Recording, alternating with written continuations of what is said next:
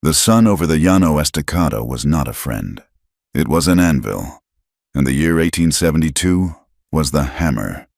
Tahan Numu watched the heat shimmer rise from the packed red earth, making the horizon dance. The air tasted of alkali dust and the promise of thirst, a taste he knew better than any bread. He was 24 years old, and he carried the hunger of his band, the Numunu, like a stone in his gut. His people had known this land when it was only buffalo and sky. Now it was grids and fences and thirst. He sat his best paint stud, the horse a living map of muscle coiled beneath him. The animal was patient in the oppressive stillness, breathing the hot air without complaint. Beside him, Little Fox, barely 16 summers, shifted on his own pony. The boy tried to look bored, rolling a piece of dried grass in his teeth. But Tahan saw the tension in his shoulders, the way his eyes kept flicking to the settlement huddled in the distance. "We trade," Tahan said. His voice was quiet, rough from the dryness, but it carried, "We do not fight." "They do not know the difference," Little Fox muttered, spitting the grass stem. "To them, our breathing is a fight." Tahan did not answer. He looked at the string of 4 other horses they led, prime breeding stock, their coats shining with health even under the layer of trail dust. These animals were their dignity. They were the price for cornmeal, for salt, for the new repeating rifles that might keep the band fed through the drought that was strangling the high plains. This was his burden, to find peace in a land that demanded war, to protect the young men from the empty glory of violence. Survival was the only war that mattered now, and it was a war fought with patience and horses. The settlement was a scar on the plains, a mile-wide smudge of soddies and rough-cut timber buildings. It had grown like a fungus around the single source of reliable Vice Owen Doyle's saloon. As they drew closer, the smells hit them: stale beer, unwashed bodies, horse manure, and the sharp, acidic tang of human desperation. From inside the saloon, the thin, frantic sound of a banjo clawed at the afternoon air. It was a sound that promised nothing good. Inside that noise, Evelyn Hart was wiping down a rough plank table, her knuckles raw. She was 21, and the dust of her long journey from back east had settled into her very bones. But it had not touched the core of her dream. She was an orphan, Irish stock, small but sturdy. And she had come to this hard country with a locked chest of books and a fierce, quiet belief that children needed letters more than they needed callous. She was living on the bitter charity of her uncle, Owen Doyle. He was a man whose hospitality was as thin as his whiskey, a creature of easy smiles, mounting debt, and small, unseen cruelties. "More glasses. Girl!" Owen snapped from behind the bar. He did not look at her. He was too busy polishing a glass, his eyes fixed on a cluster of men at the far table. His voice was too loud, too friendly. Evelyn flinched but did not look up.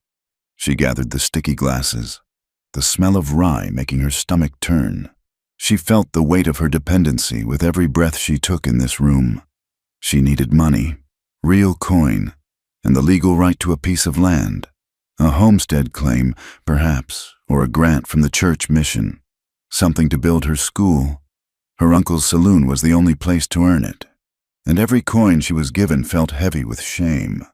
A payment for enduring the stairs and the smoky air. Tahan dismounted, the leather of his leggings whispering. He left Little Fox with the horses at the livery trough, a silent command passing between them to keep the animals watered and watchful. He moved with a coiled grace, his moccasins silent on the warped boardwalk. He was there for the trading post, but the saloon was where the real deals were made, where the pulse of the white man's world could be felt. He pushed through the bat-wing doors. The air hit him like a physical blow, thick with smoke, sweat, cheap perfume, and the sour smell of spilled dreams. The crowd was the usual mix, a dangerous stew of the displaced. Dutch farmers with sun-baked faces and wide, suspicious eyes. Mexican vaqueros, their silver conchos dull in the gloom. sipping tequila with quiet dignity. Anglo freighters arguing over the new railroad shipping prices, their voices grating. And the Numu, his people. They were pushed to the edges, near the walls, watching, waiting for the white men's laws to change again, to take something more. The railroad was coming. It was an iron snake devouring the plains, and it brought a new kind of man. Tahan saw them at the main table, their boots propped up, their hats pushed back. They were not troopers, though a few uniformed soldiers lounged nearby, their eyes vacant with boredom and whiskey. These new men worked for Everett Pike. Pike was a name spoken in whispers in the camps and in boasts in the saloons. He was buying the land, the water, the politicians. He was the railroad's shadow, and his reach was long. One of Pike's men, a foreman with a heavy gut and a stained vest, laughed loudly, slapping the table. "Doyle says he has got prime stock for tonight, something special." A cavalry sergeant, his tunic dark with sweat, smirked into his mug. "What kind of stock? Not more of his stringy beef, I hope." "Better," the foreman said, leaning in, his voice a conspiratorial rumble that carried across the room. "A marriage auction. Proper like. Doyle even got a drunk preacher to make it legal." Evelyn froze.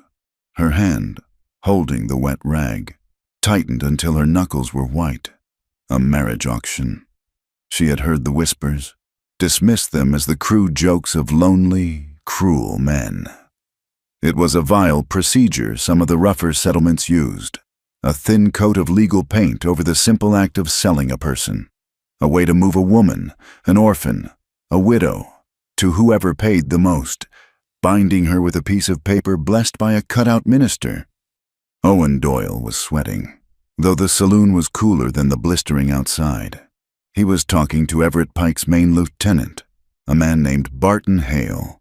Hale was lean and quiet, and his eyes were as flat and cold as river stones. He did not waste time on Pike's loud-mouthed foreman. He was the one who did the cutting. "She is a good girl. Hale." Owen was whining, trying to keep his voice down, but his fear made it carry. 21, educated, reads books. She just needs a provider, a good home. "Pike wants the matter settled," Hale said.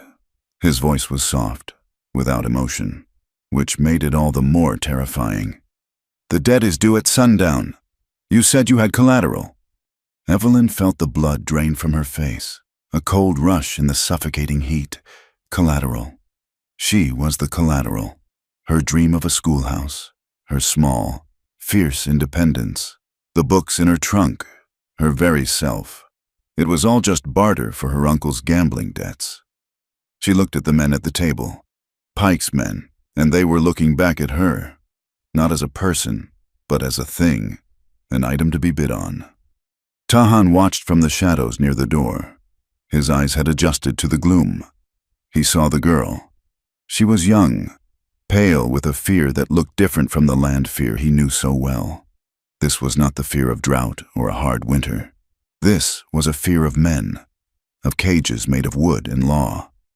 He saw her uncle, a weak man twisting his hands. He saw Hale, a strong man, which was always worse. He had come for flour and salt. He had come to trade horses for the survival of his people, but he recognized the shape of this. The strong taking, the weak being sold, the railroad law, the new law that said everything, even a person, had a price. He turned, the bat-wing doors swinging shut behind him, and walked back out into the blinding white sun. The frantic banjo music followed him like a curse, thin and desperate. He had to see to his horses. They were his only power here. But he knew, with a certainty that settled cold and hard in his chest, that he would be back before sundown. The stone in his gut was heavier now. It was not just hunger. It was a cold, familiar rage. Sundown bled across the llano, turning the red dust to the color of a fresh wound. Inside the saloon, the air was thicker, hotter. Kerosene lamps smoked, casting greasy yellow light that made every face look sick or cruel. The banjo player was hammering out a frantic rhythm, a noise that set Evelyn's teeth on edge. She was standing by the back wall, near the kitchen door, trapped. Her uncle, Owen Doyle, had forced her to change into her only Sunday dress, a pale blue cotton that now felt like a burial shroud. It was clean, which made her feel exposed, a bright target in the smoky gloom. Every man in the saloon was watching her. She could feel their eyes, measuring, speculating. Owen Doyle, his face slick with sweat, climbed onto a wooden crate. He held up his hands, his smile a desperate grimace. Gentlemen, if I might have your attention." The banjo stuttered to a halt. The low murmur of conversation died, replaced by an expectant, hungry silence. At the front table, Barton Hale sat perfectly still. He did not look at Doyle. He was watching Evelyn. "We all face hard times," Doyle began, his voice shaking just slightly, trying for the easy tone of a salesman. "The drought, the freight costs. A man finds his debts piled high, but I am a man of honor." A harsh laugh came from the back. "Your honor is worth about as much as your whiskey." "Doyle." No, Doyle said, waving his hand. "I mean to pay. I have collateral, an asset." He gestured toward Evelyn. She froze, her blood turning to ice water. This was it. It was real. "My niece, Evelyn Hart," Doyle announced, his voice cracking. "A fine, educated woman, 21 years of age, a teacher. She finds herself alone, unprotected. She needs a husband, a provider." "Get on with it." "Doyle," shouted Pike's foreman. "This ain't a tea party." "Right," Doyle swallowed. "Tonight, to settle my accounts with Mr. Pike, the contract for her hand in marriage goes to the highest bidder, a legal, binding document, blessed by Preacher Sims himself." He pointed to a small, rat-like man in a stained frock coat who was slumped at a table, clutching a bottle and a metal stamp. A roar of crude laughter and shouted comments filled the room. Men pushed forward. Evelyn pressed herself back against the rough wood, her heart hammering so hard she thought it might break through her ribs. She looked for an escape, but the kitchen door was blocked, and the front door was a sea of broad, sweating backs. "Do I hear $10? Doyle yelled, trying to sound like a real auctioneer. "10, a drunken freighter bellowed, grabbing at his belt. "I see 10, do I hear 15? "15, another voice slurred. Barton Hale watched, a faint, cold smile touching his lips. He let the small bids play out, enjoying the spectacle. He was enjoying her humiliation. He would let them bid her up to $30, perhaps $40, and then he would place Pike's bid, a single, final number that would crush all hope. Everett Pike wanted this girl. He had been offended when she had refused to serve him his whiskey last week, looking through him as if he were not there. Pike did not tolerate being slighted. He would take her, and he would break her, and he would do it using the law. 25. 30, I'll give 30. Evelyn closed her eyes. She was going to be sick. This was the end of her dream. There would be no school. There would only be this. The batwing door slammed open, swinging back hard against the outside walls. The saloon went instantly, shockingly quiet. Tahan Numu stood in the doorway. The bloody sunset silhouetted him, making him seem larger than a man, a figure carved from the dark earth and the dying light. He did not move for a long moment. His eyes adjusted to the smoke and the gloom. He saw the men, their faces turned to him, a mix of fear and hatred. He saw Doyle on the crate, his mouth open. He saw Hale, whose hand had moved to rest on the butt of his pistol. And he saw Evelyn. She was pale as bone, backed against the wall like a trapped rabbit, her eyes wide with a terror that went beyond anything the plains could produce.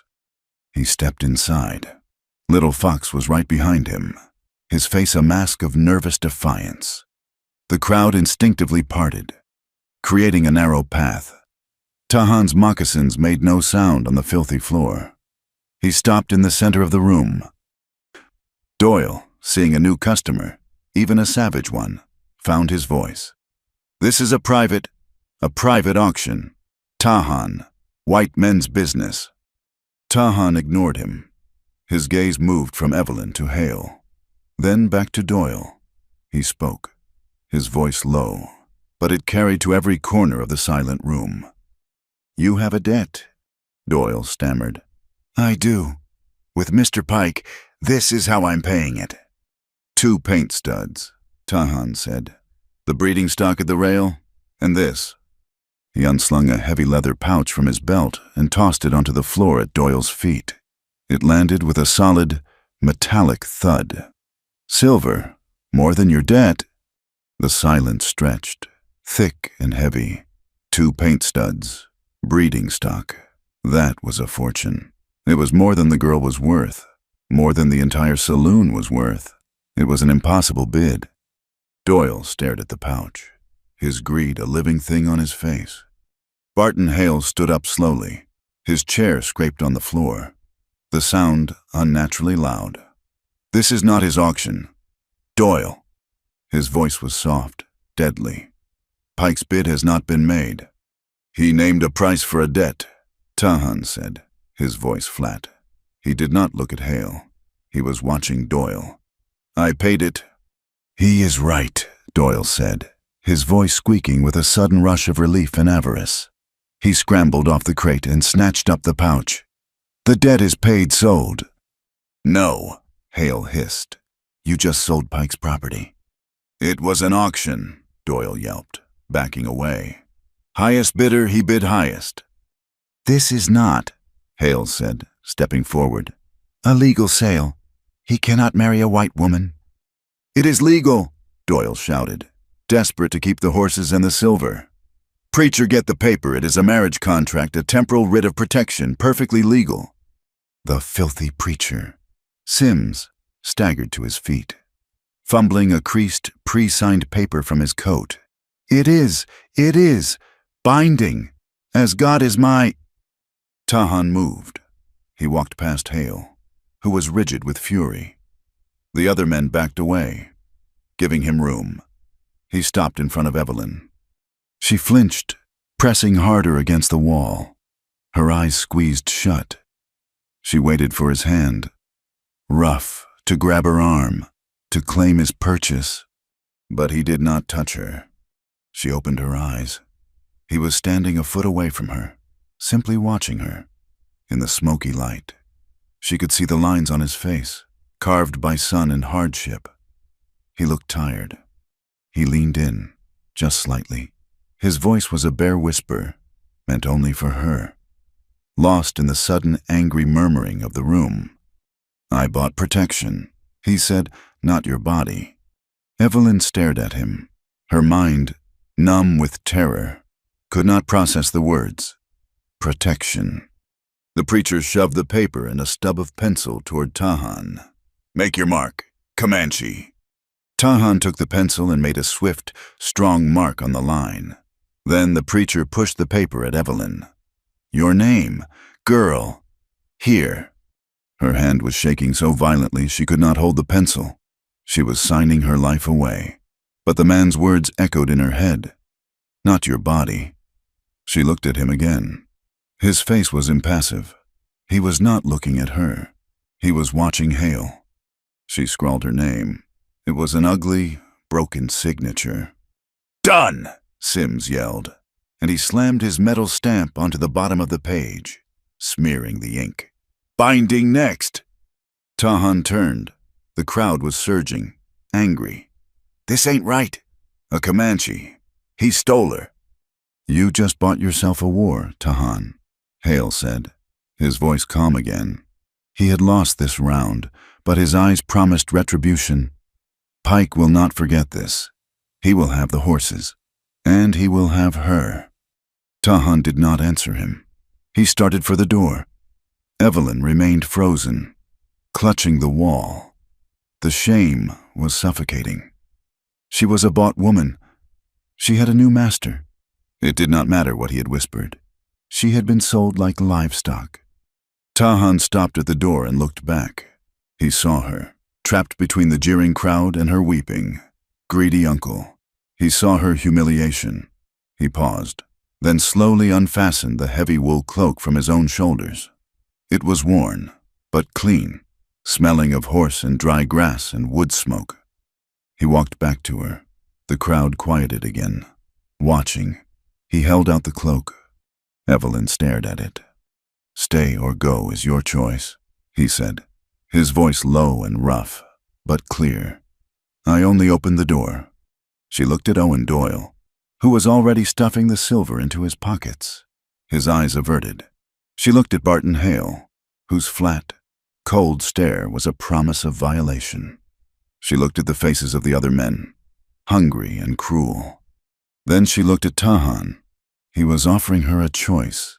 It was the only choice she'd been offered all day. She reached out and took the cloak. The wool was heavy, warm.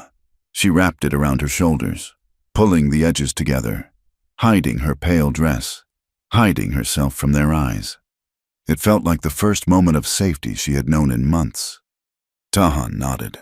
Once. He turned and walked out of the saloon. Evelyn took a deep breath, pulling the scent of smoke and the plains into her lungs. She held her head high and, without looking back at her uncle, she followed him out into the darkness. Little Fox was waiting, holding the reins of Tahan's paint stud and his own pony. He was also holding the reins of a third horse, a calm-looking mare. They heard the saloon door slam open behind them. Hale's voice cut through the night. "They will not make the river get the horses." "You ride?" Tahan asked Evelyn. "Yes," she whispered, her voice hoarse. He gestured to the mare. "This one is calm." He swung onto his stud in one fluid motion. Little Fox mounted his pony. Evelyn, her hands clumsy in the folds of the heavy cloak, pulled herself into the saddle. They moved out, not toward the main trail, but west, toward the dark, broken land that marked the edge of the Canadian River. They were barely clear of the last sod house, the last glimmer of yellow light, when they heard it, the thunder of at least half a dozen horses, riding hard, leaving the livery, coming for them. "Now," Tahan said. His voice was not a shout, but a sharp command. He kicked his stud into a hard gallop, disappearing instantly into the blackness. Evelyn gripped the reins, the unfamiliar saddle beneath her, the heavy cloak flapping. She kicked the mare, her heart pounding a frantic, terrified rhythm against her ribs, and plunged into the dark after him. The darkness swallowed them whole. There was no moon, no stars, only the desperate pounding of hooves on the dry, packed earth. Evelyn clung to the mare's mane, the heavy wool cloak Tahan had given her threatening to catch the wind and pull her from the saddle. She rode blindly, trusting the animal beneath her to follow the shapes disappearing and reappearing in the blackness ahead. Tahan on his paint stud, and the slighter shadow of Little Fox. Behind them, the shouts from the settlement were faint, but the sound of the pursuit was growing. Barton Hale was a hunter, and he had his pack. They were riding hard, their horses fresh. "This way." Tahan's voice was not a shout. It was a low command that cut through the wind. He veered sharply north, away from the main trails and into the broken gullies that led toward the Canadian River. The air changed. It grew heavy, humid, and the smell of ozone, the electric tang of distant lightning, cut through the dust. The first massive drop of rain hit Evelyn's cheek, cold as a coin. Then another. Within a minute, the sky tore open. It was not a gentle rain. It was a deluge, a solid wall of water that turned the red dust to thick, slick mud almost instantly. The temperature dropped 20 degrees. The world narrowed to the sound of thunder, the slam of the rain, and the sucking sound of the horses' hooves fighting the ground. "They will lose our trail in this," Little Fox yelled, his young voice triumphant. "They will follow the sound." Tahan called back. "They know where we are going, the river." The pursuit did not slow. If anything, the storm made them more desperate, knowing the river would rise. They burst from a dry arroyo onto the riverbank. It was not a bank so much as a wide, dark expanse of sand and shadow. The Canadian River was a mile wide and, in most places, only an inch deep. But tonight, with the storm, it was a different beast. The water was rising, a churning, muddy torrent that was already swallowing the sandbars. "We cross now," Tahan yelled over the roar of the wind. He spurred his horse into the water. The animal plunged, found its footing, and began to move. Little Fox followed. Evelyn hesitated. The water looked alive, a monstrous, dark thing. Behind her, she heard a sound, a sharp crack, a gunshot, swallowed by the thunder. Hale's men were close. She kicked the mare. The horse stumbled, panicked, and then plunged into the churning water. The current was stronger than she expected. It grabbed the mare's legs, pulling them downstream. The horse fought for footing on the shifting, rocky bottom. They were halfway across, the water soaking Evelyn's dress, pulling at her legs. When the mare's hind legs slipped, the horse let out a high, terrified whinny and scrambled, its front hooves lashing. Evelyn lost her grip on the reins. She screamed as she felt herself slide from the saddle, the wool cloak heavy as lead, pulling her down into the cold, rushing blackness. She did not even have time to think. A hand, hard as iron, clamped around her arm. Tahan was beside her. He had wheeled his stud back in an impossible turn. He grabbed her, his fingers digging into her flesh, pulling her up. But her weight, the mare's panic, and the slickness of the mud beneath his own horse's hooves was too much. His stud slipped. Tahan held on to her, refusing to let go, and the momentum of their combined weight pulled him clear from his saddle. They fell together. It was not a gentle tumble. It was a violent crash into the riverbank, a tangle of limbs and wet wool and cold, sucking mud. They slid down the bank and smashed into a thicket of tall reeds. Evelyn landed hard. The air knocked from her lungs. Tahan was on top of her, his weight crushing her into the soft earth. The rain hammered them. She could not breathe. For a terrible second, she was back in the saloon, trapped. Then the weight was gone. He rolled off her instantly, pushing himself up on one hand. He was breathing hard, a harsh rasp in the dark. They were hidden from the river and the trail, surrounded by the thick, whispering reeds. The pursuit thundered past them, on the bank, maybe 50 yards away, obscured by the rain. "Hale, this way, they are on the far side," a voice roared. The horses galloped on, deeper into the storm. Silence fell, broken only by the rain and their own breathing. Evelyn lay in the mud, soaked to the skin, shaking. Tahan was a dark shape beside her. He had saved her. He had fallen with her.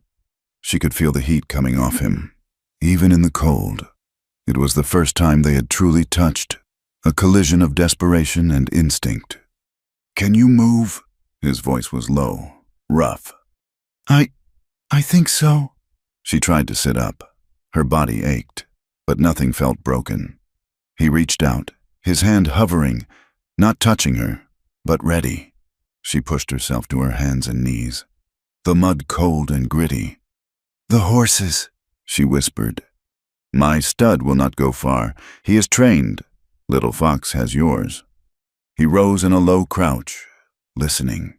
The sound of Hale's men was gone, faded into the storm.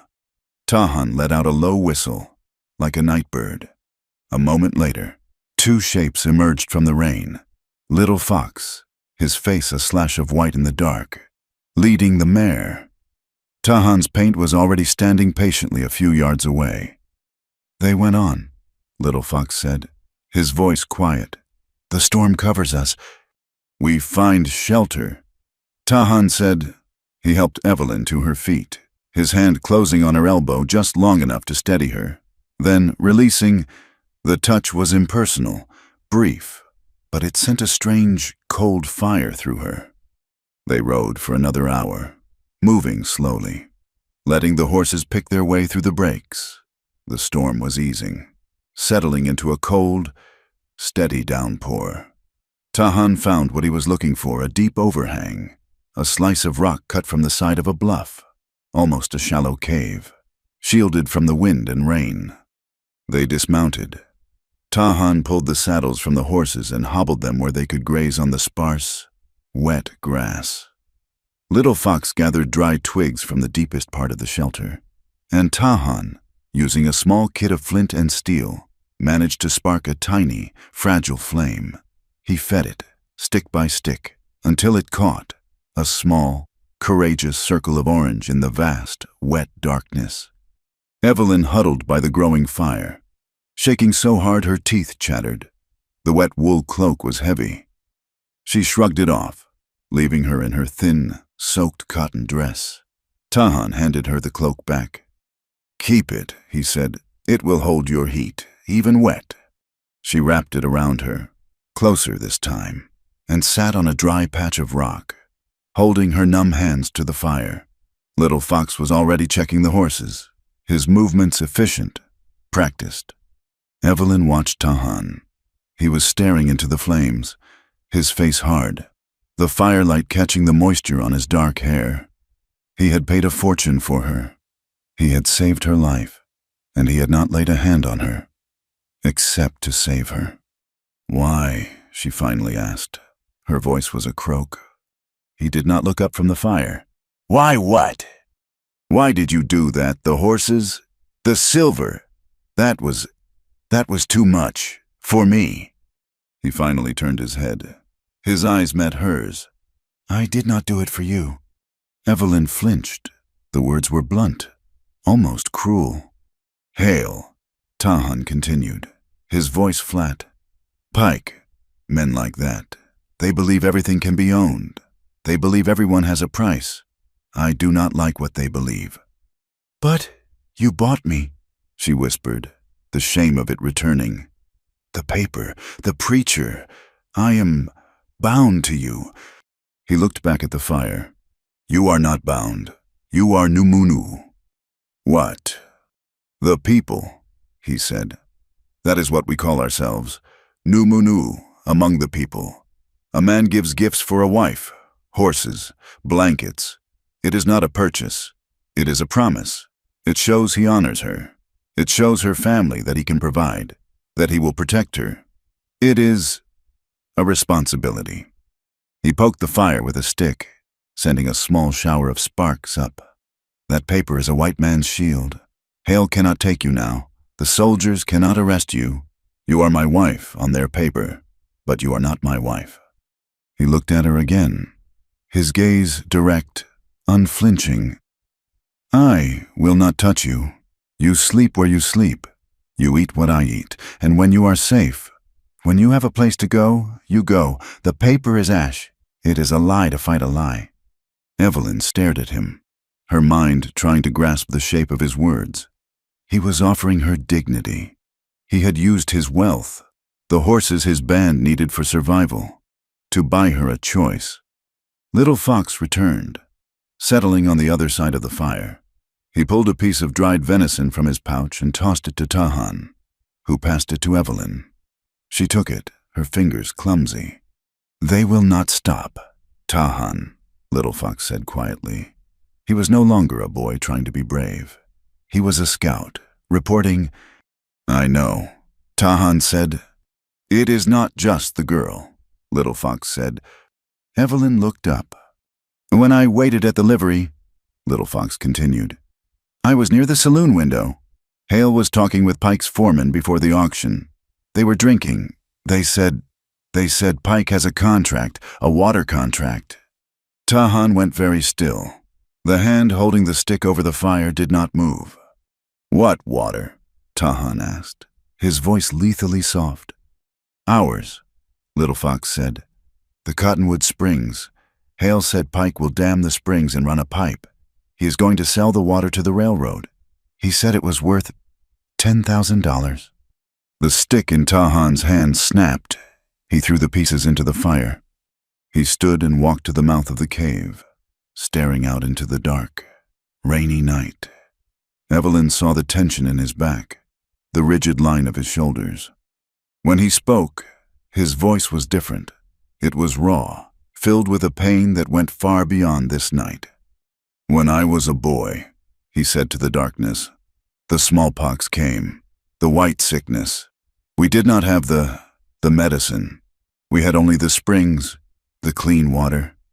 Still, we lost so many. My mother, my sisters.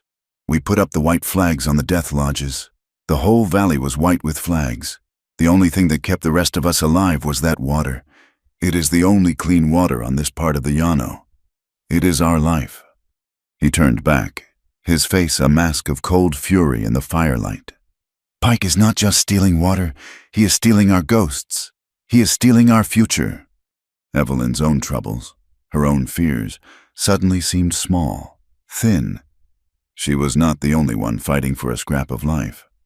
Tahan looked at her, his eyes seeming to see her for the first time, not as a burden, but as something else. "You wanted a school," he stated. "Yes," she whispered. "I have books. I needed a piece of land, a homestead claim, or help from the mission board at Fort Ellison." "Fort Ellison," Tahan repeated. "There is a judge there, Judge Boone.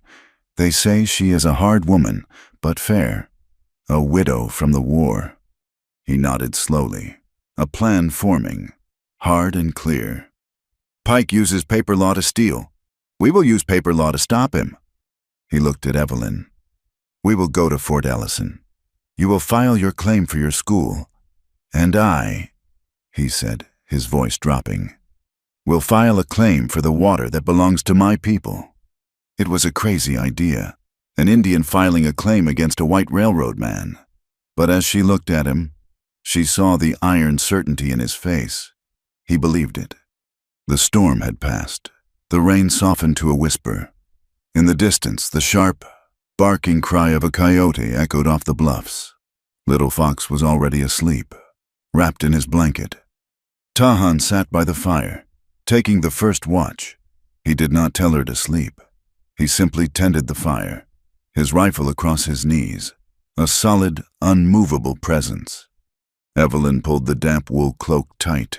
It smelled of him, of wood smoke and horse and rain. She lay on the dry rock, her back to the wall of the cave, the fire warming her face. She watched him, the strong line of his jaw, the way his eyes never left the darkness outside the shelter. She was a bought woman. She was a runaway. She was cold and wet and hunted, but for the first time since she had arrived in this God-forsaken land. She was not afraid. She closed her eyes, and, protected by the circle of his fire, she slept. Fort Ellison was not a saloon town. It was built of gray stone and sober intention, its wide main street cleared of scrub and marked by a 2-story courthouse. The flag that flew from its roof was clean, snapping against a pale sky that had been washed by the storm. The air smelled of milled lumber, coal smoke, and the faint, acidic tang of the telegraph office. It felt like a place where paper mattered more than pistols. The ride had taken them 2 hard days, avoiding the main trails, pushing the horses. Tahan had set a fast pace, stopping only to rest the animals. They were all exhausted. But the news from the Canadian River had lit a cold fire in him. He rode in first, his face a mask. Little Fox was beside him, his eyes wide, taking in the size of the stone buildings. Evelyn followed. She still wore Tahan's cloak, but she had washed her face and hands at their last camp, and braided her hair. She felt the stares as they dismounted at the public hitching rail. The people here were not the drunken, leering crowd of her uncle's settlement. They were merchants, freighters, and soldiers' wives in clean dresses. Their stares were cold, quiet, and sharp with judgment. A Comanche warrior, his hair in braids, followed by a white woman who looked like a captive. The whispers began before they had even tied the reins. The courthouse was cool inside. The air still. It smelled of floor wax, dry paper, and the sharp scent of an inkwell. A deputy with a drooping mustache looked up from his desk, his eyes lingering on Tahan's knife, then on Evelyn. "We are here to see Judge Boone," Evelyn said, her voice sounding small in the high-ceilinged room. The deputy grunted and jerked his thumb toward a heavy oak door. "She is in." Judge Margaret Boone was bent over a ledger, a steel nib pen scratching across the page. She was a small woman, dressed in a practical black dress that had seen no fashion in at least 10 years. Her graying hair was pulled back in a bun so tight it seemed to pull the skin taut across her cheekbones. She had been a widow since the war, a fact that seemed to radiate from her like a chill. Her office was neat, organized, and contained nothing soft. She did not look up immediately. She finished her line of script, carefully blotted the ink, and only then did she set the pen down and raise her head. Her eyes were a pale, faded blue, and they took in everything in a single, comprehensive glance. She saw Tahan, his height, the way he stood with a coiled stillness, a warrior in a room of paper. She saw Evelyn, the exhaustion under her eyes, the fine cotton dress stained from the river, the heavy wool cloak clutched around her. She saw little Fox, who was trying to make himself invisible by the door. "Judge Boone," Evelyn began. "I am aware," the judge said. Her voice was crisp, clear, and carried no hint of welcome. "The telegraph wire brought the news from Sweetwater Creek this morning, Mr. Doyle's version of it, and an hour ago, a writer brought a petition from Mr. Everett Pike's attorney. It claims kidnapping, coercion, and theft of property. The property, I assume, being you, young woman." Tahan spoke. His voice was low, and it seemed to soak up the small sounds in the room. "There was no kidnap. There was a paper," Judge Boone said, tapping a document on her desk. Evelyn recognized the preacher's sloppy stamp. A temporal marriage contract filed by Circuit Preacher Sims, highly irregular, and, given that Owen Doyle was settling a gambling debt to Mr. Pike, highly suspect. She fixed her gaze on Evelyn. "Mr. Pike's lawyer is demanding an annulment on the grounds of coercion. He claims you were forced into this arrangement." The judge leaned forward. "Were you, child? You are in a court of law now. You are safe here. You tell me the truth. Were you forced?" This was the moment. Evelyn felt Tahan's presence beside her, but he was silent. He did not look at her. He was giving her the choice, just as he had at the saloon. She could say yes. She could say she was forced. The paper would be torn up. She would be free. A cold dread settled in her stomach. Free meant being a ward of the court. Free meant being sent back east, or worse, held here until her uncle, or Pike, could find another way to claim her. It was no freedom at all. She lifted her chin. "Your Honor, my uncle placed me in a situation where I had no choice. He intended to sell me to the highest bidder. That was the coercion." "And Mr. Tahan," the judge pressed. "Mr. Tahan," Evelyn said, her voice gaining strength, "paid my uncle's debt. He offered me protection." She took a breath. "I signed that paper of my own free will. It was the only choice I had, and I made it." Judge Boone held her gaze for a long, heavy minute. The judge had seen liars, and she had seen the terrified. This girl was neither. She was telling a careful, calculated truth. "You are claiming this contract is valid," the judge stated. "I am." Judge Boone tapped the petition from Pike's lawyer. "Then the claim of coercion is a civil dispute, not a criminal one. The contract, as irregular as it is, stands. For now." She folded her hands. "That settles the lawyer's complaint. It does not settle what you are doing in my office. What do you want?" Tahan stepped forward. "I have a claim." The judge's eyebrows shot up. This she had not expected. "A land claim." "A water claim?" Tahan said. "Cottonwood Springs. It belongs to the Numunu. My band. It has always been our water. Everett Pike is moving men to dam the springs. He is stealing our water to sell to the railroad." Judge Boone sighed, a long, weary sound.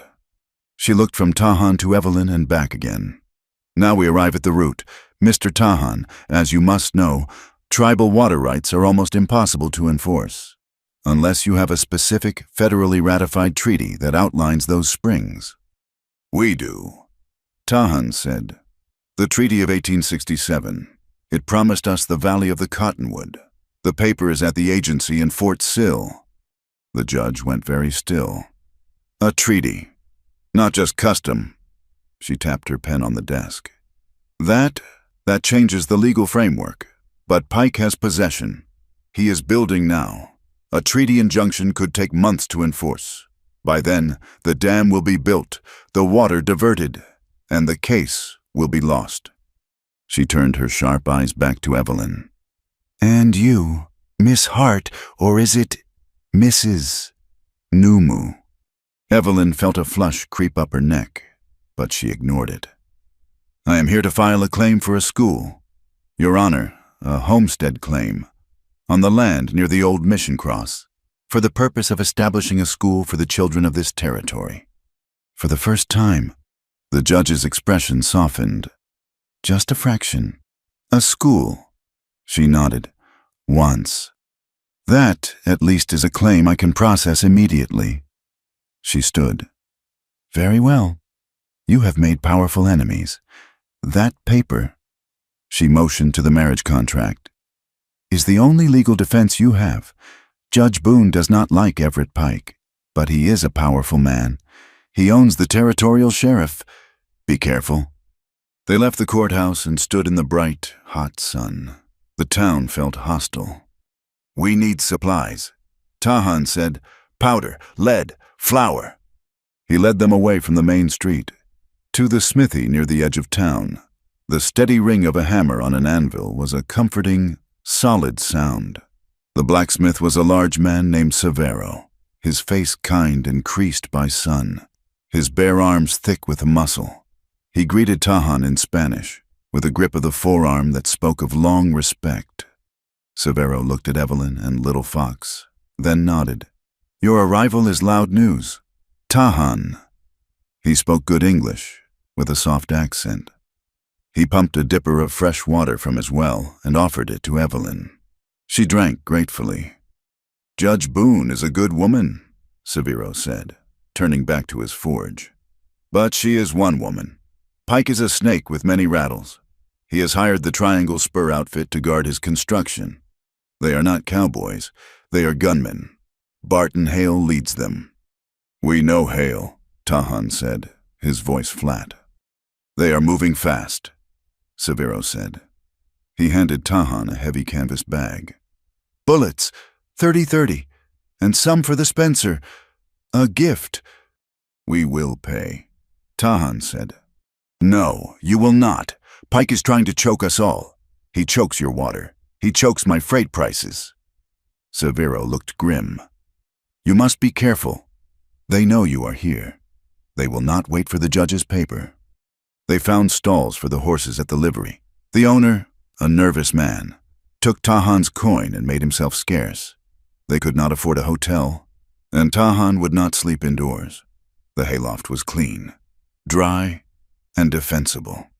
As Tahan and Little Fox tended to the exhausted horses, Evelyn sat in the loft, the smells of hay and leather comforting.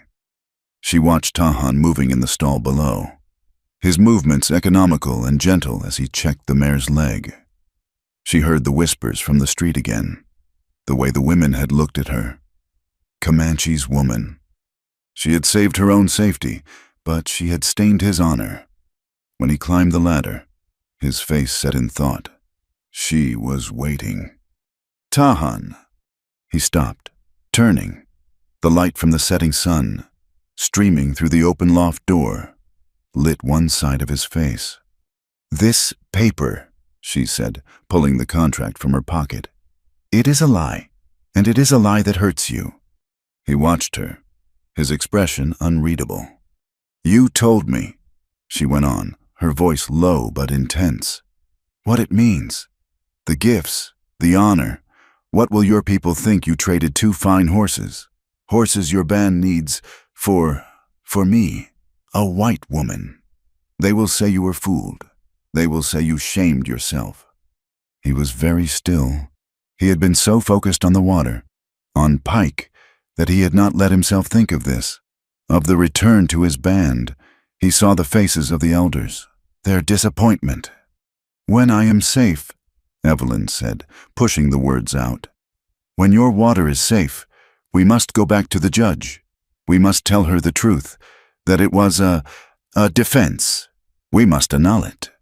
He looked away from her, out the loft door, at the town settling into evening. He saw a man watching the livery from across the street, one of Pike's men. He was caught. His pride, his Numunu pride, was stung by her words. She was right, but his duty, his promise. He looked back at her. Her face was pale, serious. She was trying to protect him. "You are not safe," he said, his voice harsh. "Pike will not stop. The paper holds, until you are safe." "But your honor," she began. "My honor."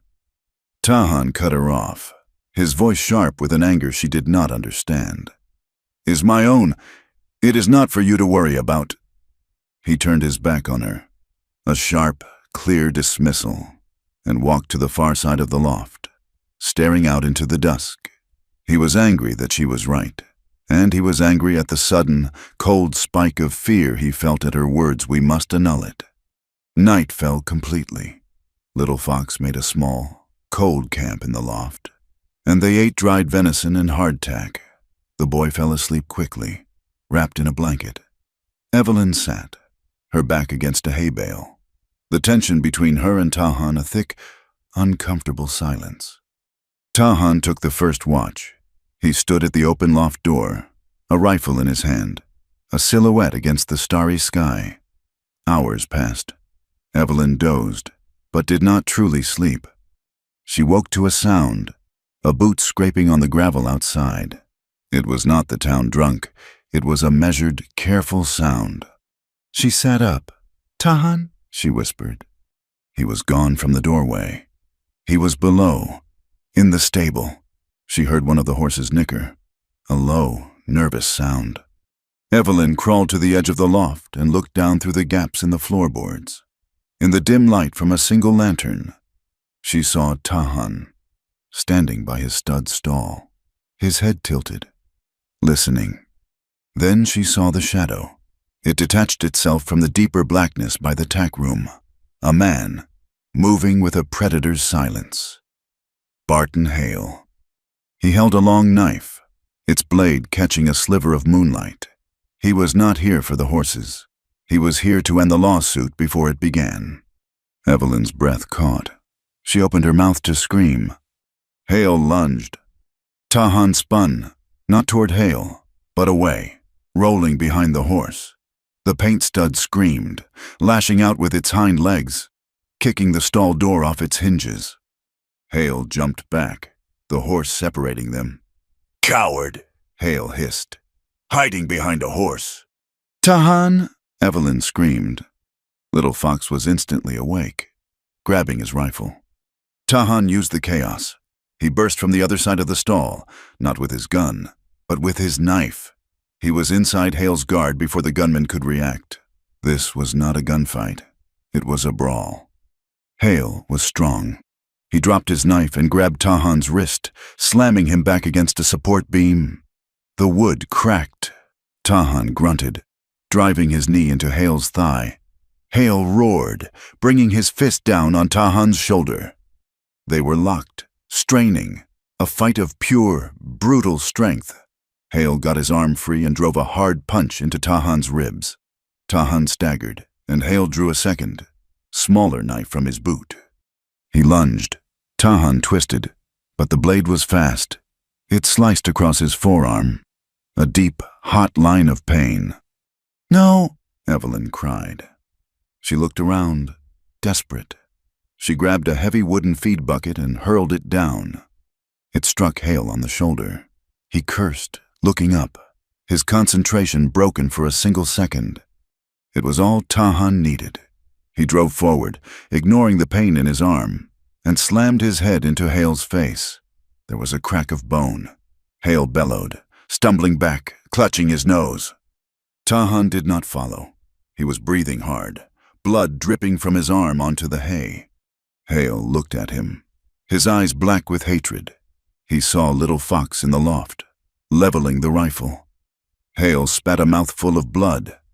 "This is not over." He vanished, a shadow slipping out the back door. The stable was filled with the panic of the horses. Evelyn scrambled down the ladder. Tahan was leaning against the beam, his face pale. Blood was running freely from his arm. "He is hurt," she said, her voice shaking. "Little Fox, the water skin, bring the lantern." "It is nothing," Tahan said through gritted teeth. "Sit down," Evelyn commanded, pushing at his good shoulder. To her own surprise, he sat heavily on a feed sack. She ripped a long, clean strip from her petticoat. Her hands were shaking, but her mind was cold and clear. She poured water over the gash, washing away the horsehair and dirt. Tahan hissed, his whole body tensing, but he did not pull away. She wrapped the cloth tightly, her fingers pressing hard against his skin. It was warm, alive. "Severo was right," Tahan said, his voice quiet, ragged. "I did not watch my back." "You are alive," she said, tying the knot. Her fingers brushed his skin. "He will try again." Tahan looked at the white bandage on his dark arm. "You are not afraid of blood?" "My mother was sick for a long time," Evelyn said, her voice small. I learned to do what needs to be done. It is better than screaming." He nodded. He looked at the floor, at the dark splashes of his own blood in the hay.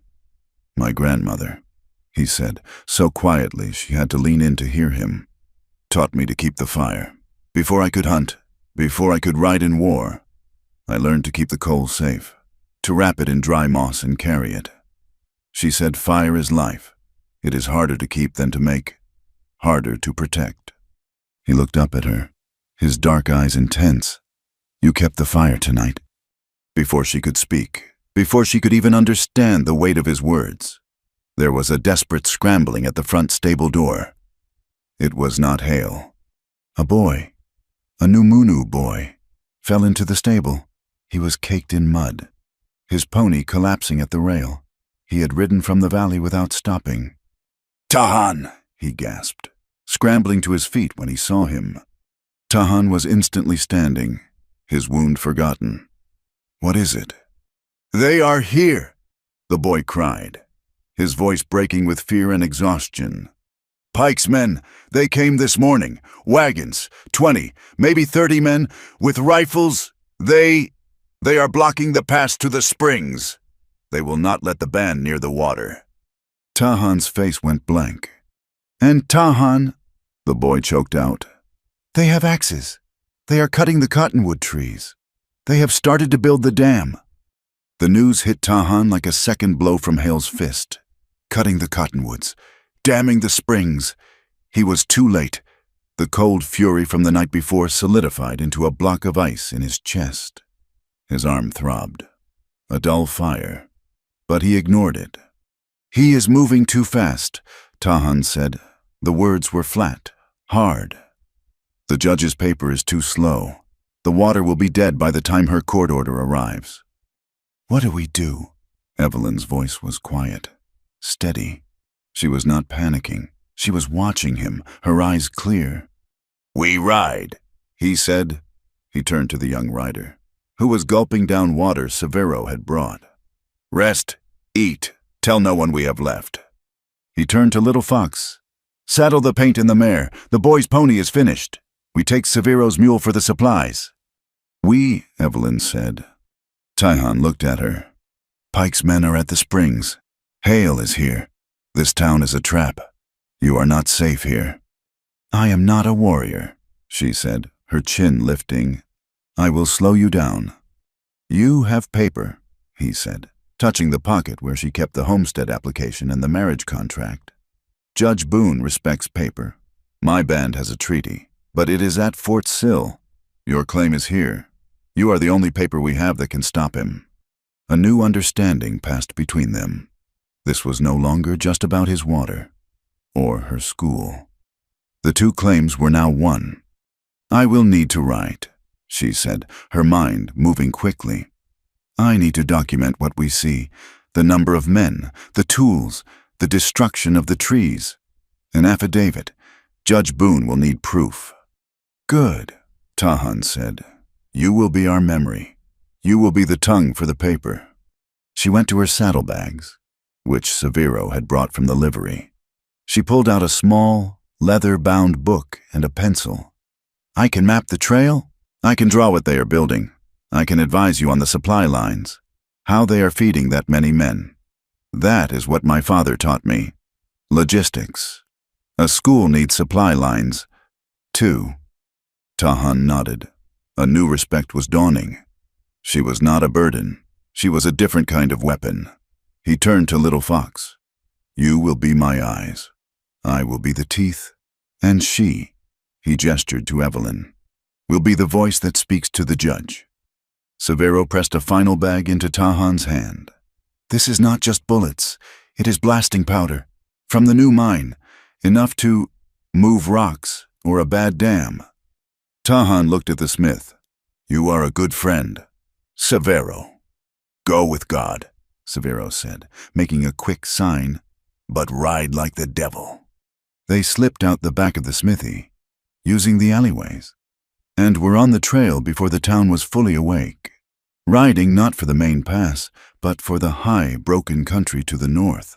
Tahan knew a path, a high, narrow trail used by his people for generations, a secret goat track that was invisible from the valley floor. They rode hard for 2 days, pushing into a rising wind that whipped the grit into their faces. The land grew steeper, more hostile. They were in the high mesas, a world of stone and sky. Tahan's arm was a constant, throbbing pain, but he did not slow. On the 3rd morning, they reached the pass. It was a narrow split in the rock, barely wide enough for a single horse. The wind howled through it, a high, screaming sound. Tahan dismounted. "We walk from here," he said. "The wind is good. It hides our sound, but it is also bad." He pointed. Evelyn's eyes followed his finger. Strung between 2 low bushes, almost invisible, was a thin piece of wire. Attached to it were 3 small, copper bells. "Trip wires," Tahan said. "Hale's men. They are guarding the pass." Evelyn's heart sank. "So we cannot get through." "We get through," Tahan said. He looked at Little Fox. "You take the horses. Go back 1/2 mile. Find cover. Wait. If we are not back by sundown, you ride to the band. Tell them to fight." Little Fox looked terrified, but he nodded. His face was pale. "I will wait, Tahan." "No," Evelyn said. "He should not wait. It is too dangerous." "He will wait," Tahan said. He turned and looked at Evelyn. "The pass is 1 mile long. It is narrow. The rocks are loose. Your skirts will catch. You cannot do this alone." "Then I will," she began. "He will carry you," Little Fox said, his voice quiet. Evelyn stared at him, then at Tahan. "Your arm. You are wounded." "My legs are strong," Tahan said. "It is the only way. We must be silent, and we must be fast." He turned his back to her and knelt. "Climb on. Hold tight, and do not make a sound." She hesitated. This was an intimacy that went beyond anything she had imagined. To cling to him, to press her body against his. But she saw the hard resolve in his face. She saw the bells glinting in the pale light. She hiked her skirts and climbed onto his back. He grunted as her weight settled, his wounded arm tensing. She looped her arms around his neck, trying to be as small as possible. Her face pressed against his shoulder. He smelled of sweat, dust, and the faint, metallic tang of blood from his bandage. He stood. He moved into the pass, his moccasins silent on the rock. Evelyn held her breath. Every step was a careful, measured placement of his foot. He navigated the loose scree, his body tensing as he shifted her weight to favor his good arm. The wind howled around them, a screaming chorus that mercifully swallowed the sound of their breathing and the pounding of her heart. He stepped over the first wire. He ducked under a low overhang. She could feel the muscles in his back, hard as old wood. Straining, she could feel his warmth, the steady beat of his heart against her chest. She was completely, utterly dependent on him. Her life was in his hands. Halfway through, he stumbled. A rock slipped. He grunted, catching himself on his wounded arm. A sharp, pained hiss escaped his teeth. Evelyn felt him tremble, a violent shudder of agony. But he did not fall. He held her. "I am sorry," she whispered into his ear. "I am too heavy." "Be still," he commanded, his voice a tight rasp. He waited a moment, his breath coming in harsh gasps. Then he moved on. It took an hour of her clinging to him, of him bearing her weight, every step a silent agony. When they finally reached the far side, he almost fell, setting her down on a flat ledge. He collapsed against the rock wall, his eyes closed, his face beaded with sweat and gray with pain. His arm was bleeding again. A fresh, dark stain was spreading on the white bandage. "You are hurt," she said, her voice shaking with guilt and a sudden, fierce protectiveness. She scrambled to her saddlebag, which he had slung over his own shoulder. She pulled out her waterskin and a fresh strip of cloth. "It is nothing," he said, but his voice was weak. "Be still," she said, echoing his own command. She unwrapped the bloody bandage. The wound was torn open, angry and red. She poured precious water over it, cleaning it as gently as she could. He watched her, his dark eyes shadowed with pain. "You should have left me," she said, her voice thick. "I slowed you down. I am a burden." He was quiet for a long time, watching her fingers as she tied the new knot. "When you spoke," he said at last, his voice low, "in the stable, about the paper, about my honor." She looked up, her eyes meeting his. "You were right," he said. "My people would not understand. I traded our horses. For a white woman, they would see weakness." "That is why we must annul it," she whispered. "When this is over, to restore your name." He looked away, out over the valley. They were high enough now to see the springs, a dark patch of green, miles distant. They could see the smoke from Pike's camp. "When you said that," he said, "I was angry. Not because you were right. I was angry because the thought of ending it, of you leaving—" He stopped. He could not find the words. He had never spoken like this. Evelyn stared at him. The wind whipped her hair across her face. You did not want me to go." "I told you I bought protection," he said, looking back at her, his eyes intense. "It was a lie." "A lie?" "It was a half-truth," he said, his voice rough. "I bought you to stop Pike. I bought you because what they were doing was wrong. But when you followed me out, when you rode through the storm, I did not want to let you go." He looked at his bandaged arm. "And now, I cannot." Evelyn felt her heart stop, then start again, a painful, heavy beat. She began. "I am so afraid. Not of Hale, not of Pike. I am afraid of being owned, of being a thing, a piece of property. Like that night, my whole life, I have been collateral for someone else's debts." "You are not property," he said, his voice fierce. He reached out, his good hand, and his fingers brushed her cheek. It was the lightest touch, but it burned like a brand. "You are not a debt." They stayed like that, frozen, high on the mountain pass, the wind howling their secrets away. They moved on, slower now, descending into the hidden valley of the Cottonwood Springs. Tahan found a small, sheltered hollow, a pocket of silence away from the wind, where a few ancient, massive cottonwood trees had escaped the axe. They could hear it now. The rhythmic, brutal thud of axes on wood, and the distant shouts of men. They were close, too close. Tahan built a tiny, smokeless fire, using dry, seasoned wood he pulled from a hollow log. It was a risk, but they were freezing, and he needed to heat broth. His wound and the exertion had left him weak. They sat side by side, close, sharing a blanket. Evelyn held a tin cup of hot broth to his lips. He drank, his eyes on her. The firelight flickered, catching the exhaustion and the pain in his face. His hand, the good one, lay on his knee, inches from hers. Evelyn looked at his hand. It was strong, calloused, but it was trembling. From the cold, from the pain, from the confession on the mountain. She saw the scar on his knuckle, white against his dark skin. Without thinking, moved by an impulse she did not understand, she reached out. She laid her fingers gently on the back of his hand, her touch brushing the scar. His hand stopped trembling. He went utterly still. He turned his palm up, his fingers sliding between hers, lacing them together. His hand was rough, but it was burning hot. He did not speak. He just looked at her, and his breath was suddenly harsh in the quiet. She saw it in his eyes. The banked fire, the same intensity he had when he watched the horizon, was now focused on her.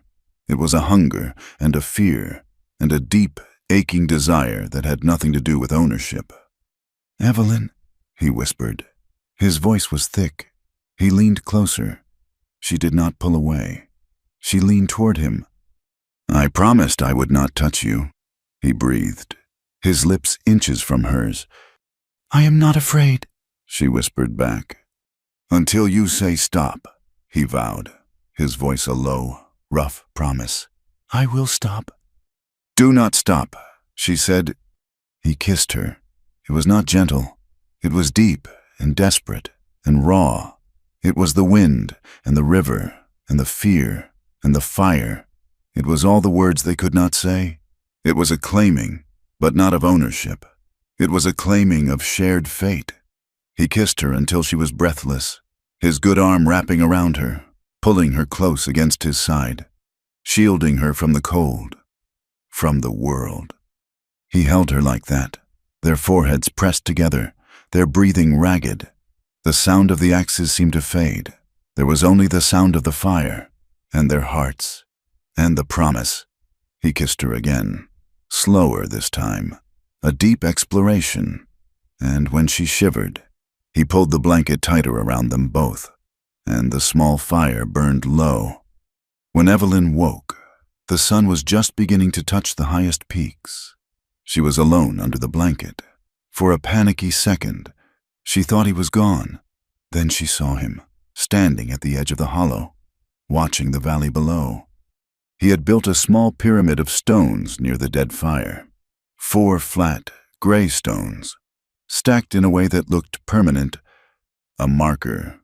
She went to stand beside him. He did not look at her, but she felt the change. The space between them was no longer empty. "Good morning," she said quietly. He nodded, a small smile touching his lips. "Good morning, Evelyn." She looked down at the valley. Pike's camp was fully visible now, a raw scar of mud, felled trees, and tents. Men were moving, organized, purposeful. They were not just building a dam, they were building a fortress. "We cannot stop that," she said, her heart sinking. "Not just the two of us." "No," Tahan agreed. "Breaking the tools is not enough. They will just bring more." "What is in that main tent?" she asked, pointing. "The largest tent, set apart, with 2 guards. "That is where Hale is," Tahan said, "and Pike, when he visits." Little Fox appeared, emerging silently from the rocks above them. He had been scouting. "I got close," he whispered, his eyes bright with adrenaline. "I heard them," Hale was angry. He was shouting at a man in a suit. He said the ledgers were not safe in the wagon. He moved a metal lockbox into that tent. He said all the contracts, all the bribe lists are in it. Tahan and Evelyn looked at each other. "That is it," Evelyn said, her voice electric. "That is the proof. The forged contracts. The list of who Pike has paid. If we can get that box to Judge Boone, she can send the marshals." Tahan finished. She can stop him with his own law. The plan shifted, became harder, more dangerous. It was no longer about sabotage. It was about theft. "We need to get that box," Tahan said. "Tonight." He was looking down at the camp, his face set, planning. Evelyn was watching him, a new, fierce pride in her heart. A single sharp sound echoed up the canyon. A rifle shot. It was not a hunting shot. It was a signal. Tahan grabbed her, pulling her back behind the rocks. Little Fox dropped flat. A shout came from the camp below. A man was pointing, up toward their position. Then a second shot, this one from the pass behind them, the one they had just come through. The bullet ricocheted off the rock, inches from Tahan's head, sending stone chips flying. Hale's voice roared, impossibly close. "They are pinned. Boys, they are right where I wanted them." The trap was sprung. The bullet strike was a high, sharp crack, followed by the whine of ricochet. Stone chips, hard as bee stings, sprayed Tahan's cheek.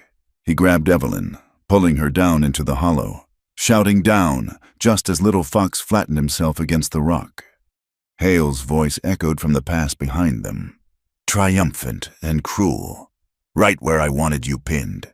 Tahan pinned like a rabbit in a snare.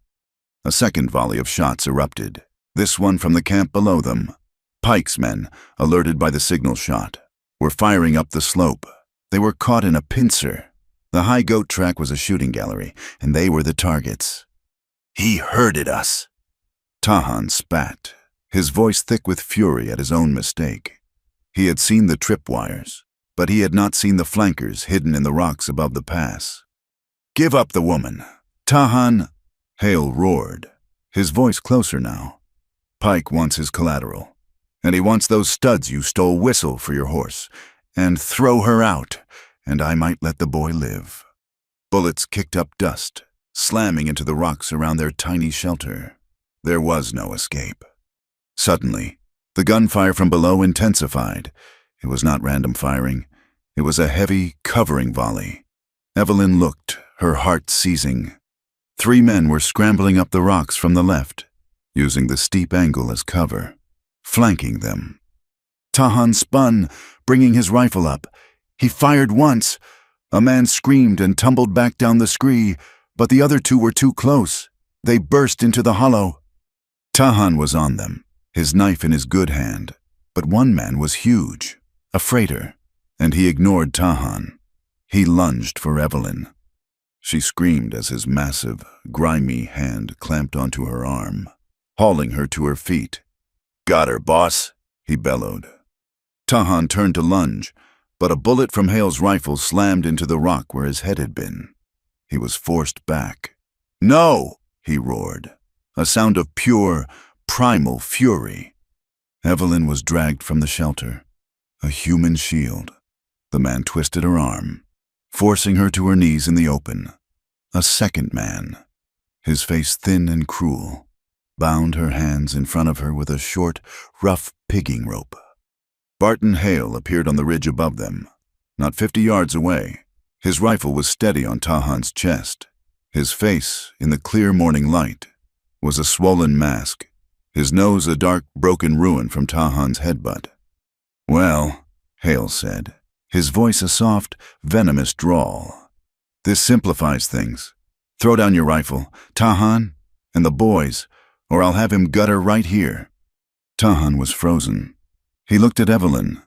Her face was white with terror, but she was not crying. She was watching him. "Do it," she said, her voice a strained whisper. "Do not let him kill you." "Throw it down," Hale barked. Slowly, His eyes locked on Hale. Tahan placed his rifle on the ground. "Let her go. All of it," Hale commanded. "The knife and the boy's rifle. Kick them over here." Tahan unbuckled his knife belt. Little Fox, his face pale and sick, added his rifle to the pile. Tahan kicked them away. "Good," Hale said, a cold smile twisting his broken face. "Now, the horse. Pike wants his stud. Whistle." Tahan stood, his hands empty. He was exposed. He looked at Evelyn, then at Hale. He put his fingers to his lips. He let out the low, sharp whistle he used to call his paint. Hale and his men looked toward the pass, expecting the horse to appear. The wind, Tahan noted, was still strong, blowing from the hollow, up the pass, directly toward Hale. "He is coming," Tahan said, while Hale's eyes, and the eyes of the man holding Evelyn, were on the pass. Tahan moved. It was not a fast move. It was a fluid drop of his hand to the small, smoldering fire. He grabbed the small leather pouch from his belt, the dried chilies.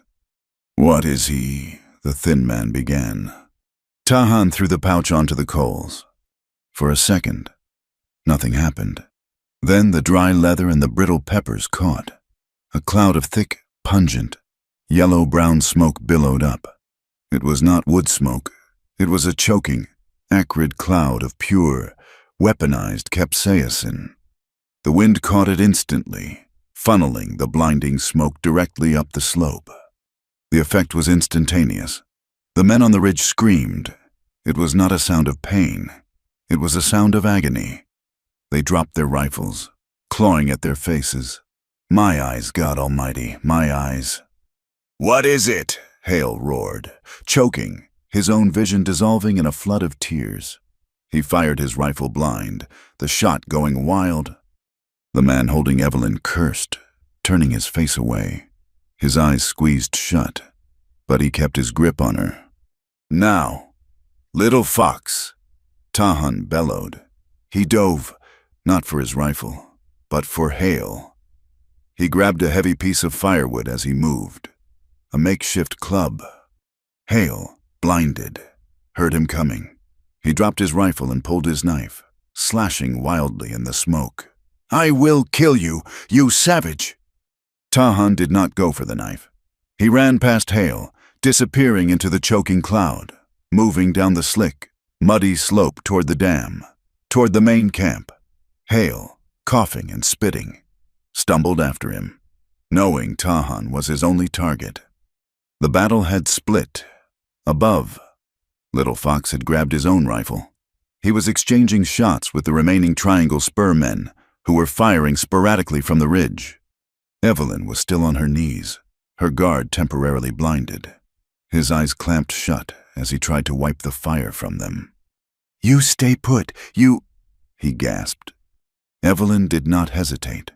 Her hands were bound, but her teeth were free. She lunged forward and bit down on the man's hand, his grip on her arm. She bit with all the terror and fury in her, her teeth sinking to the bone. He shrieked, a high, thin sound, and his hand flew back, releasing her. He raised his fist to smash her face, but she was already moving. She scrambled, still on her knees, toward a pile of construction supplies. Her eyes landed on a heavy iron saddle hook. She grabbed it, the cold metal a solid, terrible weight in her bound hands. The man, howling, wiping blood and tears from his face, turned back to her. "You little—" She swung the hook, a desperate, two-handed arc. It connected with his knee.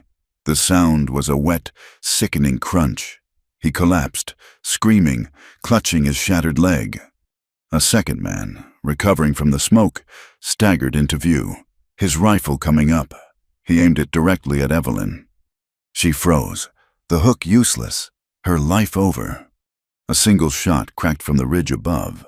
The man spun, a look of surprise on his face, and fell backward. "Little Fox." "Evelyn, the horses, they are here." He was riding. He had circled around during the chaos and retrieved the horses. He came thundering down the slope on his pony, leading Tahan's paint and her mare. He swooped past the man Evelyn had crippled, his face a grim mask of war. "Grab on!" he yelled, holding out his arm. She ran, her hands still tied, and grabbed his forearm. He hauled her up, pulling her clear of the ground, half carrying her as he rode, shielding her with his own body as bullets from the camp below began to whine past them. Down at the springs, the fight was more primal. Tahan faced Hale on the muddy, half-finished earthwork dam. The ground was slick, treacherous. The water, his water, was already pooling behind the wall of dead cottonwoods, a dark, lifeless mirror. Hale, his eyes red and streaming but his vision clearing, circled, his knife held low. "You should have stayed in town. Comanche." Tahan held his club of firewood. His wounded arm was a blaze of agony, but the adrenaline was a cold river in his veins. "The water is not yours." Hale lunged. Tahan swung the club, catching Hale's knife arm. The impact sent the knife flying, but Hale was strong. He crashed into Tahan, his weight carrying them both down into the sucking mud. They rolled, punching, gouging. This was not a fight. It was a brawl. Hale was heavier, his fists like stones. He got on top, his knee grinding into Tahan's chest, his hands closing around Tahan's throat. "Pike sends his—" Hale gasped, squeezing. Tahan's vision began to gray. He could not breathe. He was pinned. With his last strength, he hooked his leg around Hale's, finding purchase in the mud, and twisted. A desperate, violent move. Hale was thrown off balance. His grip loosened. Tahan squirmed free, gasping. Coming up onto his knees, Hale charged again, this time unarmed. A bull roaring in for the kill. Tahan did not try to meet him. He ducked low, grabbing Hale's arm as he passed, and used the gunman's own momentum to spin him, slamming him face first into the hard-packed clay of the new dam. Hale hit with a sickening thud and lay still. Tahan, breathing in harsh, ragged gasps, pushed himself to his feet. He had won. He had not killed him. He had simply ended him. He heard the thunder of hooves. He heard Evelyn scream his name. "Tahan." He turned, a grim, exhausted smile touching his lips. He saw her, riding with Little Fox. Safe. He saw the water, and he looked at the ugly, scarred earthwork that held it captive. Suddenly, a new sound, deeper than gunfire, rumbled from beneath his feet. A low, muffled boom. The ground shuddered. Tahan stared, stunned, at the base of the dam. A geyser of mud, rock, and water erupted from the earth. Severo. The blasting powder, the smith must have followed them, taken the long way, and set his charge. The dam wall held for a long, groaning second. The pooled water pressed against it. Then, with a sound like a giant tearing the world in half, the earthwork gave way. The water of Cottonwood Springs, the life of his people, burst free. It was not a flood. It was an avalanche of pure, roaring life. It surged forward, a brown, angry torrent, 10 feet high. It smashed into Pike's camp with the force of a locomotive. Tents, wagons, tools, the felled trees, the stacks of supplies, all were swept away in a single, terrifying, cleansing wave. The illegal work was obliterated. Pike's men, those not swept away, were screaming, scrambling for high ground. Their fight forgotten, their fortress was gone, destroyed by the very thing they had tried to cage. "Tahan." Evelyn was sliding from the horse, running toward him, her hands still bound. He turned to her, the smile still on his face. He watched the water. "It is free," he said. Then she saw his face. It was not muddy, it was pale, a ghostly gray under his skin.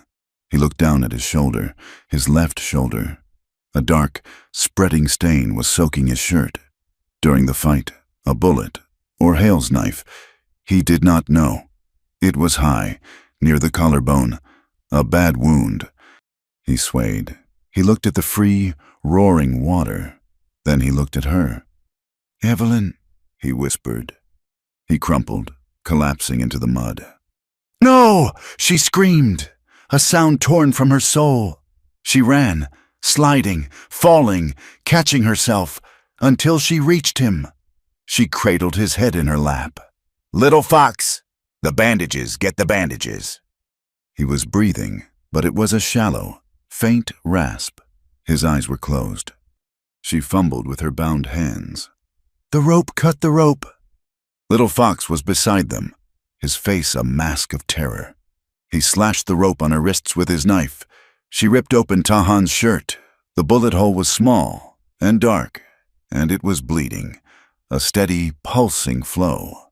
She pressed her hands to the wound, trying to stop the blood, trying to push her own life into him. "Stay with me," she commanded, her voice breaking. "You cannot leave. Do you hear me? I will not let you." She looked at his face, so still. The lines of pain eased in unconsciousness. The fear she felt was a cold, black ocean, a terror that went beyond anything she had ever known. It was not the fear of a captive. It was the absolute, hollow terror of loss.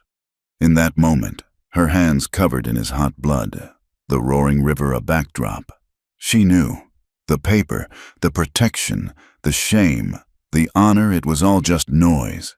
This man, his life, was now her own. She loved him. The realization was as violent and as liberating as the water bursting its dam. "You stay," she whispered, her tears washing trails in the mud on her face. "I chose you, Tahan. You do not get to leave." Hale groaned from the mud, stirring. Little Fox, his face grim, walked over. He picked up Hale's pistol, checked it, and then used the same rope that had bound Evelyn to tie Hale's hands. Tight. "He is finished," the boy said, his voice flat. Evelyn's mind, sharp with adrenaline, remembered. The lockbox, her hands stained red. She went to the unconscious gunman. She searched his pockets, his vest. There, on a chain around his neck, tucked under his shirt, a small, heavy iron key. "The key," she breathed, holding it up. "Little Fox, we have the key." A low rumble filled the air. It was not the river. It was thunder. Dark, bruised clouds were rolling in, covering the sun. Tahan's eyes fluttered. He looked up, his gaze finding her. "Evelyn." "I am here," she said, her voice thick. "I am here. The water is free, and we have the key." He nodded, a tiny, pained movement. Little Fox suddenly stiffened. He stood, looking north, not at the camp, but at the high, distant ridge that marked the far side of their valley. "Tahan," he said, his voice suddenly breaking, soft with awe. "Look." On the highest peak, a pinprick of light flared, then another, beside it, a signal fire. Tahan turned his head, a slow, agonizing movement. He saw it. "They see," he whispered, a faint smile touching his lips. "The band, they see the water. It has returned." The thunder rolled again, a long, deep drumbeat over the valley, and the first clean drop of rain fell, landing on Tahan's face. The ride back to Fort Ellison was a blur of misery. Severo had met them near the pass, as planned, his face grim as he took in the scene. Tahan, half-conscious, bleeding, Hale, bound and sullen, the water roaring free. He had a small buckboard wagon hidden in a ravine. They loaded Tahan into the back, Evelyn climbing in beside him, her hands pressed tight against the makeshift bandage on his shoulder, trying to staunch the blood that pulsed with every jolt of the wagon. Little Fox and Severo rode the horses, pushing them hard, while Hale, his feet bound, was tied to the wagon axle, forced to walk, stumble, and curse through the thickening mud. The rain began in earnest, a cold, driving storm that turned the world to a gray, streaming curtain. Tahan was burning with fever, his quiet, pained breathing the only sound Evelyn focused on. She tore more strips from her petticoat, packing the wound, her mind a cold, hard knot of fear. They arrived in Fort Ellison hours after midnight, a ghost wagon slipping through deserted, muddy streets. They did not go to the courthouse. They went to the back of Severo's smithy, pulling the wagon into the darkness of the forge, the big doors groaning shut, cutting off the sound of the storm. "He needs a doctor," Evelyn said, her voice shaking as Severo brought a lantern. Tahan's face was a pale, waxy gray. "No," Severo said, his voice hard. "The doctor must report a gunshot. The sheriff works for Pike. He would arrest Tahan, or Pike's men would kill him in his cell. We do this ourselves." He heated his smallest branding iron in the forge until it glowed cherry red. Tahan's eyes fluttered open as Severo approached. "This will hurt," the smith said, his voice gentle. Tahan nodded. Once, he looked at Evelyn. "Do not look." But she did. She held his good hand, gripping it with all her strength as Severo pressed the hot iron to the bleeding wound. Tahan did not scream. His whole body went rigid, a bowstring pulled to its limit, and a low groan was torn from his chest. The smell of seared flesh filled the smithy. He collapsed back, unconscious, but the bleeding had stopped. "Now," Severo said, his face grim. "The box." "It is not here," Tahan whispered. He had come to, his voice a dry rasp. "Hale moved it, back to town." Evelyn's hand, still sticky with his blood, went to her pocket. She pulled out the small, heavy key. "I have this, from Hale," he said. "The office, behind the mercantile." "The records warehouse," Severo breathed. "Pike's heart, all his paper." "We go now," Tahan said, trying to sit up. He fell back, a wave of dizziness and pain washing over him. "You will not," Evelyn commanded. She stood, her legs trembling but her voice iron. "You will stay. You will live. Little Fox and I will go." "No, it is locked, guarded," Severo said. "And you do not know the town. I will go. Little Fox, you stand guard. Evelyn, you watch him, and him." He jerked his head at Hale. "Who was tied to the anvil?" "I am going," Evelyn said. "I am the only one who knows what to look for. The forged contracts, the bribe lists. I am his wife. It is my right." Severo looked at her, at the blood on her dress, the fire in her eyes. He nodded. "Then we go together." The rain was a solid wall, turning the street into a river of mud. They moved like shadows, keeping to the alleyways. The records office was a small, stout brick building behind the main Pike mercantile, dark and silent. A single lock stood on the heavy door. Evelyn slid the key into the lock. Her hand was shaking so badly she could barely turn it. Severo put his hand over hers, steadying her, and twisted. The tumblers clicked, a sound that seemed as loud as a gunshot in the night. They slipped inside. The air was dry, still, smelling of old paper, ink, and the faintest scent of mice. Severo lit a tiny, shielded lantern. Rows of shelves stretched into the darkness, filled with ledgers and boxes. "It will be the metal box," Evelyn whispered. "The one from the tent." She saw it, on a large desk at the far end of the room. It was bigger than she remembered. She tried the key. It fit. She turned it, and the heavy lid creaked open. It was full. Ledgers, bundles of paper tied with ribbon, maps. "Hurry!" Severo urged, watching the street through the grimy window. Evelyn's fingers flew. She was not just a teacher. She was an accountant's daughter.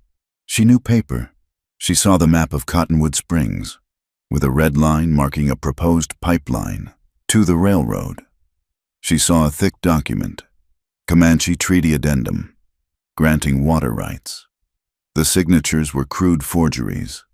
Names of elders she knew from Tahan were not there, replaced by marks, The price, $50 and 10 sacks of rotten flour. She dug deeper, a small, black ledger. She opened it. Her blood ran cold. It was a list of names and numbers.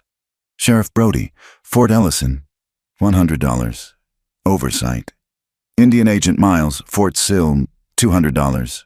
Treaty access. It was all there. The entire conspiracy. I have it, she breathed. I thought I might find rats in my records. The voice, calm and amused, came from the doorway. Evelyn spun, her heart stopping. Everett Pike stood there. He was perfectly dry, his expensive suit untouched by the storm. He held a bright lantern, and behind him stood 2 uniformed soldiers, not deputies, their rifles held at the ready. "Mr. Pike!" Severo lunged, but one of the soldiers stepped forward and slammed his rifle butt into the smith's stomach. Severo folded, gasping. The wind knocked out of him. Pike smiled. "Stealing, Miss Hart. That is a federal offense, and you, Severo, aiding and abetting. A pity." His eyes moved past them, into the smithy, where Tahan was pushing himself into the doorway. His own rifle held one-handed, his face a mask of fevered agony. "Ah," Pike said, his smile widening. "The husband, come to protect his property." A soldier stepped forward, his target clear. Before Tahan could even raise the rifle, the soldier smashed the stock into his wounded left shoulder. Tahan cried out, a raw, broken sound, and fell to his knees. The rifle clattered on the stone floor. "Tahan!" Evelyn screamed, running to him. "Do not move," Pike commanded. The rifle muzzles of the 2 soldiers were steady, one on Evelyn, one on Severo. Pike walked into the room, stepping over Tahan as if he were a pile of rags. He nudged Tahan's leg with his polished boot. "You should have died in the hills. Comanche, you have cost me a great deal of money. My dam, my best foreman. And for what? A patch of mud." He looked at Tahan's contorted face, his expression one of pure, racial contempt. "You really think your red skin gives you any right to this land? This land belongs to men who build, men who have vision. You are a ghost, savage, a relic. You just do not know it yet. You are all ghosts." "Mr. Pike, that is quite enough." The voice was like a whip crack. Judge Margaret Boone stood in the main doorway, framed by the pouring rain. Her deputy, a lantern held high, was beside her, and behind her, Little Fox, his face set. Pike spun, his smile vanishing, replaced by a mask of polite outrage. "Judge, thank God, I have caught these thieves red-handed, breaking into my private office." "I was notified," Judge Boone said, her voice like ice, "of a disturbance, and I believe, Mr. Pike, that this office contains stolen property, namely government land and water rights, obtained by fraud." Pike laughed, a short, barking sound. "You have no proof, only the word of a savage and his runaway whore." "We have a witness," Judge Boone said. A new figure was pushed forward by the deputy. It was Running Wolf, the young Numunu rider, his face streaked with tears and rain, his hands bound. Tahan stared. "Running Wolf." The boy could not meet his eyes. He stared at the floor, his body shaking. I told them, Tahan," he whispered, his voice broken. "Pike's man. He came to the camp. After you left, he promised us flour, meat for the winter. He said you were bringing war on us. He gave me a gold coin. For my family." The betrayal hung in the air, thick and sick. "He told them where you went," Little Fox said, his voice flat with disgust. "He told them about the goat track." Tahan looked at the boy. He saw the terror, the shame, the crushing weight of hunger. He did not see a traitor. He saw a victim. He pushed himself up, leaning one-handed against the wall. "You were afraid," Tahan said, his voice quiet, ragged, but clear. You did what you thought would save your family. The gold is a lie, but the hunger was real. He looked at Running Wolf. There is no betrayal here, only a mistake. You are Numunu. You are my brother. Running Wolf let out a choked sob. This is absurd, Pike roared. Sentimental nonsense. The word of a traitorous Indian against a citizen. This is my property. Evelyn stepped forward. Her dress was ripped, stained brown with mud and dark red with Tahan's blood. Her hair was loose, plastered to her face, but her eyes were burning. I am not your property, Mr. Pike. Her voice cut through the room, sharp and clear. Everyone went silent, even the soldiers. I am not your collateral. I am not my uncle's asset. I am not a thing to be bought or sold or traded. She moved to Tahan's side, putting her hand on his good arm, steadying him. And he knows that this man, she said, her voice shaking but gaining power, has never once touched me without my permission. He has never once treated me as anything less than a human being, which is more than any civilized man in this room can say. The silence was profound. Judge Boone nodded. Once. I see. She stepped forward. Evelyn Hart, Tahan Numu, you are claiming that the contents of this box are evidence of fraud, bribery, and conspiracy to defraud the United States government and the Numunu people.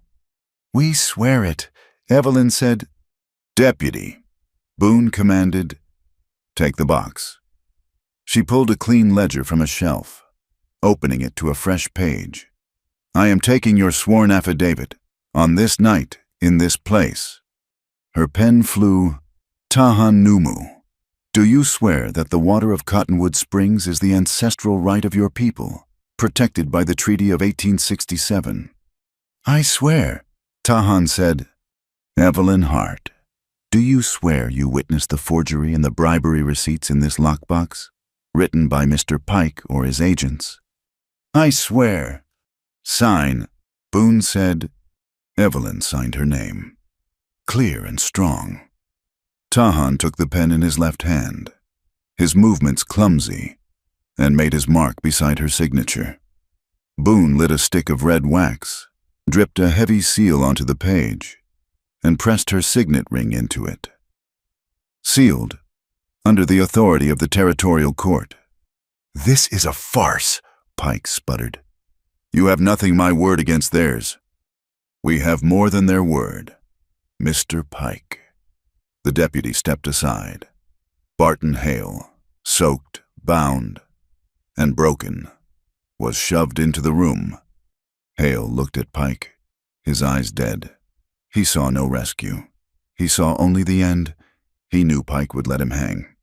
He told me, Hale said, his voice thick through his ruined nose. He told me to kill the Comanche. He told me to silence the girl permanently. You are facing a charge of attempted murder, Mr. Hale. Judge Boone said, your only hope is full cooperation. Where is the money? Hale looked at Pike, a single spark of hatred. He washes it, the railroad payoffs, gold. He buries it, under the floor of the old assay office, by the creek. He was going to run, after he sold the water. Deputy, Judge Boone said, her voice flat. Arrest Mr. Pike. The deputy pulled out his cuffs. Pike turned white. You cannot. I own this town. I own you. You own nothing, sir. The cuffs snapped shut. As the deputy pulled him toward the door, Pike stopped. He locked eyes with Evelyn. His face was a mask of pure, reptilian hatred. You, he hissed. You think you won. You are nothing. You are just the girl I let him buy. Tahan surged forward, a roar in his chest. But Evelyn put her hand on his good arm. She held him.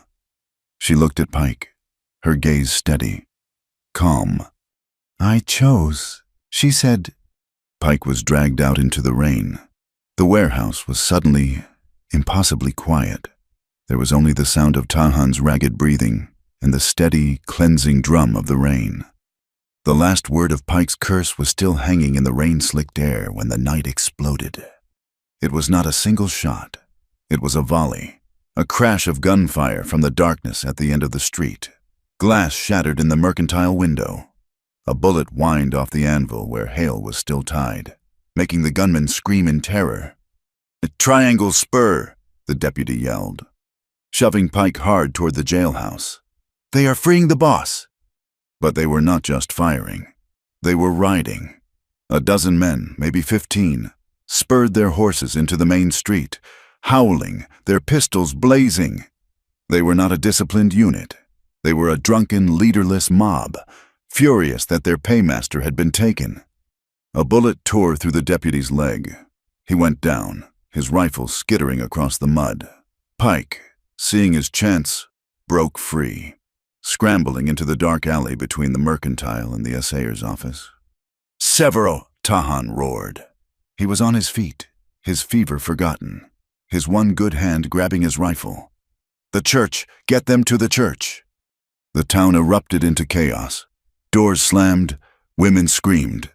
Judge Boone, her face a mask of cold fury, dragged her wounded deputy behind a horse trough. She retrieved his shotgun. "The courthouse," she bellowed. "Barricade the courthouse." Severo grabbed Tahan, half lifting him. "You are in no shape." "I can stand." Tahan gritted, his face pale and slick with sweat and rain. He looked at Evelyn. "Go run." Evelyn did not run.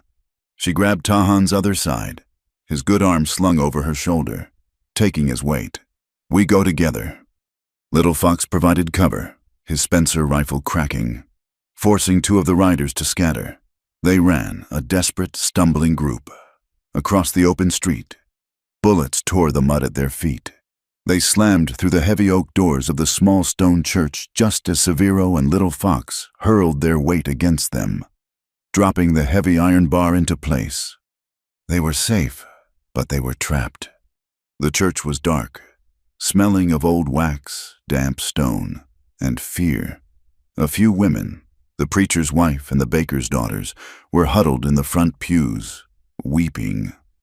"They cannot burn stone," Severo panted, checking the long windows. "But they can break the glass." "Then we make it a fort," said a new voice. An old man, his skin like dried leather, his hair in two long, graying braids, stepped from the vestry. He carried a carpenter's hammer. "2 logs," he said, nodding to Tahan. "I was fixing the roof leak. This is a bad night for it." 2 logs. Tahan greeted him, breathing hard. He leaned against the wall, the pain in his shoulder a white-hot fire. "The pews! We need barricades!" "Already done," 2 logs said. He pointed. The women, seeing the old Cheyenne carpenter take charge, had already helped him drag 2 of the heaviest pews, turning them on their sides to block the main doors, creating a second wall. "Evelyn," Tahan said, his voice tight. "The women, the back room, the vestry, tearcloth, we will have wounded." Evelyn nodded. Her fear was a cold, hard knot, but her hands were steady. She led the frightened women into the small room, pulling altar cloths and choir robes from a chest, tearing them into long, clean strips. Outside, the gunfire was continuous. The Triangle Spur men were riding up and down the street, shooting at the courthouse, and now, seeing where the fugitives had gone. At the church, stained glass exploded inward, showering the pews with colored fragments. "I need to see," Little Fox said. He looked up at the bell tower. A narrow ladder led into the darkness. "I can be their eyes." "It is a target," Tahan said, his voice a sharp command. "We are all targets," Little Fox replied, a new, hard maturity in his voice. He grabbed his rifle and was up the ladder before Tahan could protest. "Severo, the side door," Tahan ordered. "2 logs, the windows, block them." Tahan himself took a position near the front, his rifle resting on the back of a pew. He tried to aim, but the world was swimming. The fever was high, and his left arm was a useless, burning weight. "Tahan, you are bleeding again," Evelyn said, returning from the vestry. The cauterized wound had broken open from the run. "Later," he said. A man was hit in the street, a merchant, running from his store, clutching a cash box. He fell, crying out. "We have to get him," one of the young women, the baker's daughter, cried from the vestry door. "No," Severo shouted. "It is suicide." Before Tahan could speak, Evelyn was moving. "Keep them pinned," she shouted to Little Fox above. She cracked the side door, the one that led to the small cemetery. She did not run into the street. She ran low, using the tombstones as cover, circling behind the man. "Damn her," Severo hissed, providing covering fire from the window. Evelyn reached the man. He was hit in the leg. She grabbed him under the arms, dragging him back, stone by stone, toward the church. A bullet sang past her head. So close she felt the heat of it. She pulled him through the side door and slammed it shut, both of them collapsing onto the floor. "You are a fool," Tahan said, his voice thick with a terrifying relief. "I am a teacher," she panted, and went to work on the man's leg. From above, Little Fox's rifle spoke, sharp and regular. He was a good shot. He had driven the riders back from the church, forcing them to take cover across the street. "They are moving," he yelled down, "trying to get to the back." He leaned out too far. A rifle shot, heavier than the others, cracked from the roof of the mercantile. Little Fox made a sound, a short, sharp grunt, and he fell, tumbling from the ladder, crashing hard onto the stone floor below. "Little Fox!" Tahan roared. He started forward, but his legs buckled. Evelyn was there first.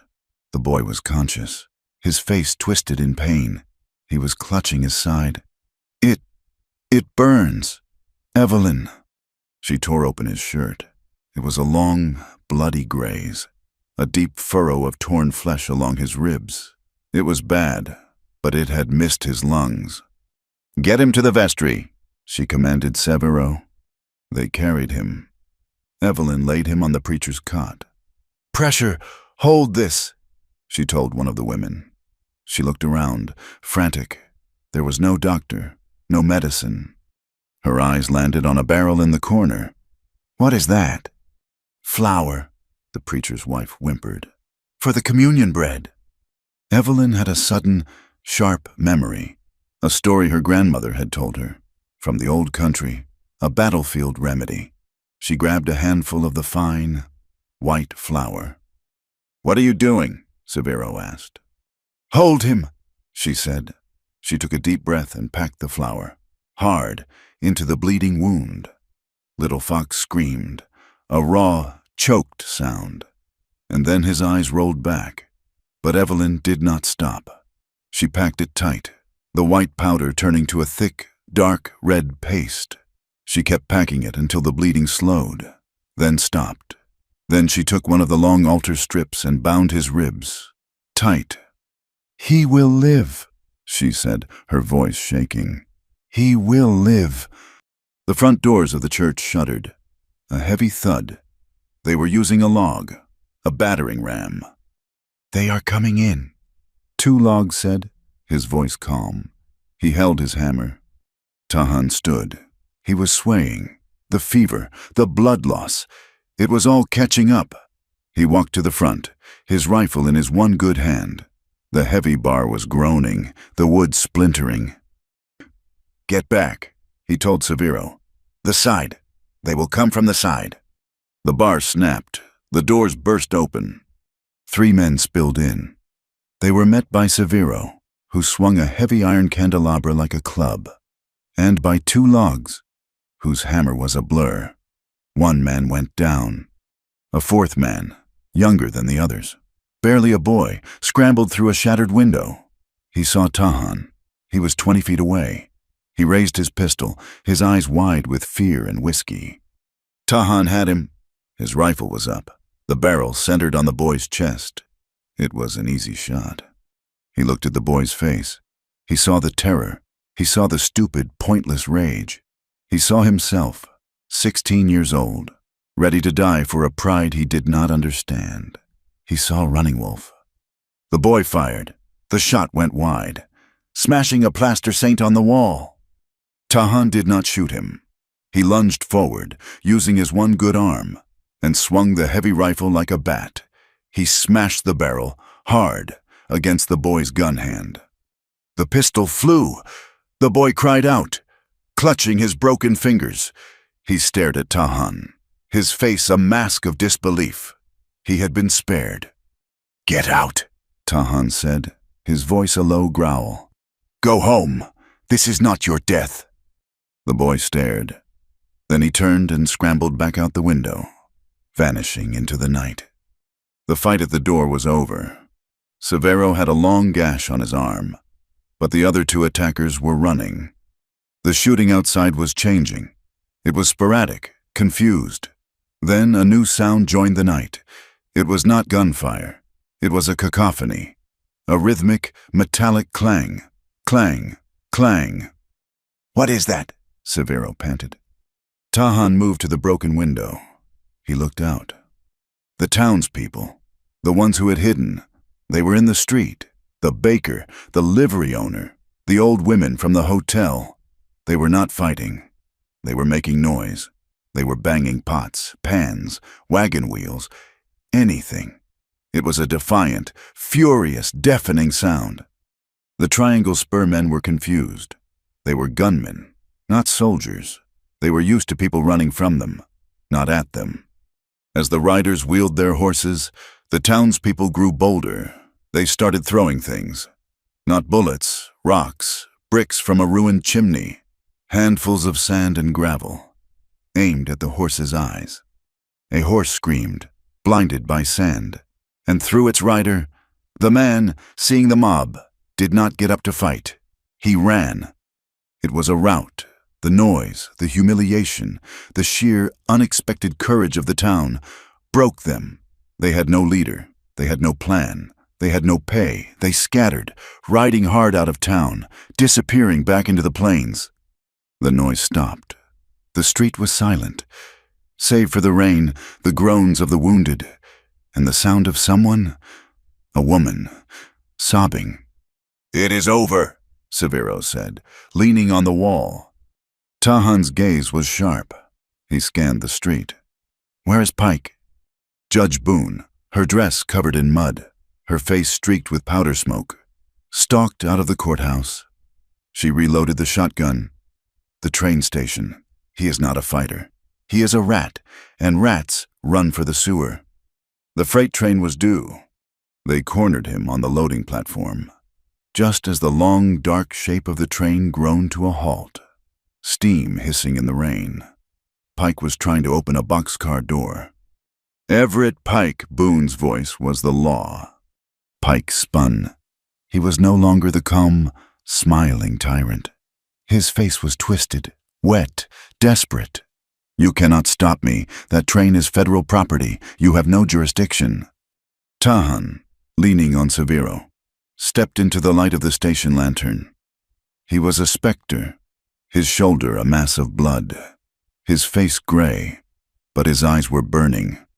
Judge Boone did not raise her voice. She walked onto the platform, the rain dripping from her hat.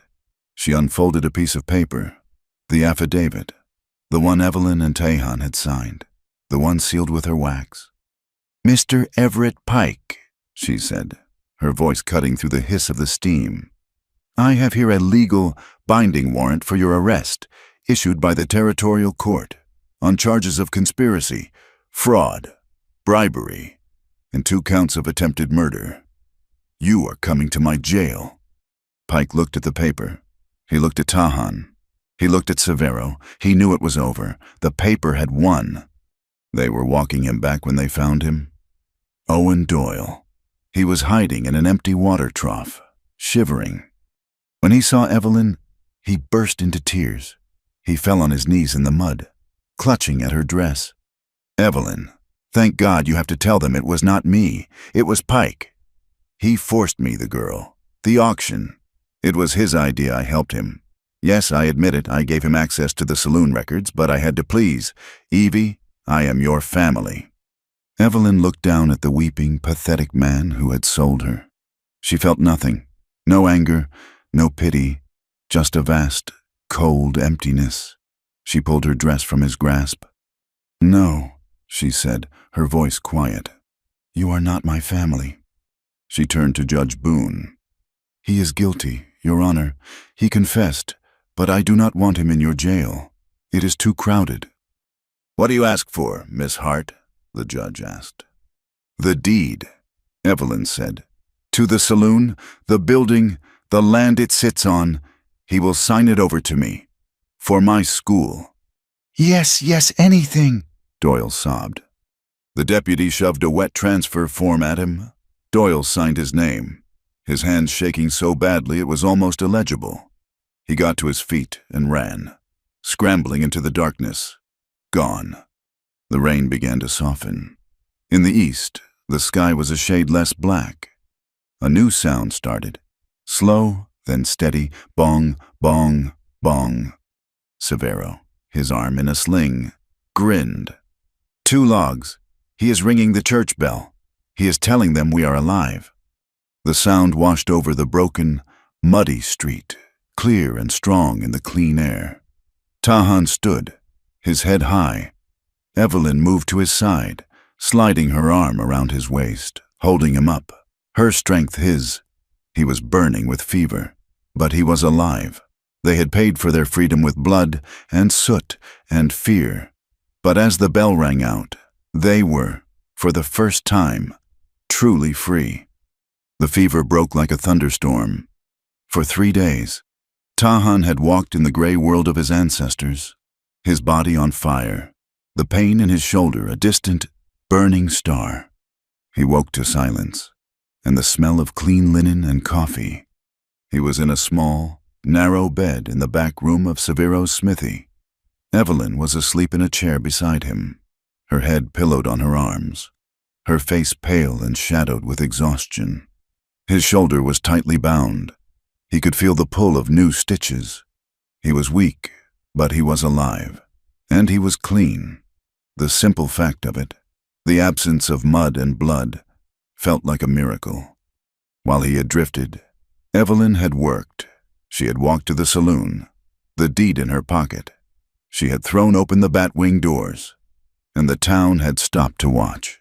The building stank of stale beer, old sweat, and the sour ghost of her uncle's fear.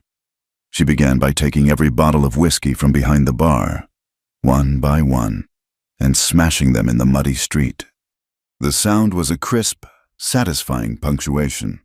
When she was finished, 2 logs, the old Cheyenne carpenter, appeared. He did not ask. He simply tipped his head. "A school," he said. "Needs benches. That bar is good hardwood." By the time Tahan was able to stand, leaning on a cane Severo had carved for him, the saloon was gone. The walls were whitewashed. The windows, once opaque with grime, let in the clean, hard light of the high plains. The long, sticky bar had been sawn, planed, and reassembled into 5 long, sturdy benches, a huge slate, donated by the mercantile's new owner, hung on the wall where the filthy mirror had been. Little Fox, his ribs bound tight, his arm in a sling, was her first official pupil. He came shyly, followed by his younger sister, then Mrs. Ruiz, the baker's wife. The woman who had started the banging of the pots arrived. She pushed her 2 sons, their faces scrubbed, into the room.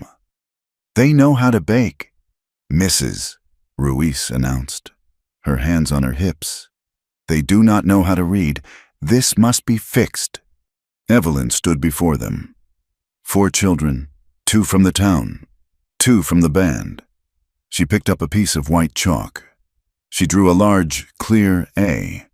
"This," she said, her voice clear and strong in the quiet room, "is A." She spoke the sound. Then she turned to Little Fox and his sister and said the word Tahan had taught her for antelope. The first bilingual school on the Llano Estacado was in session. They held the celebration at Cottonwood Springs. It was not a holiday.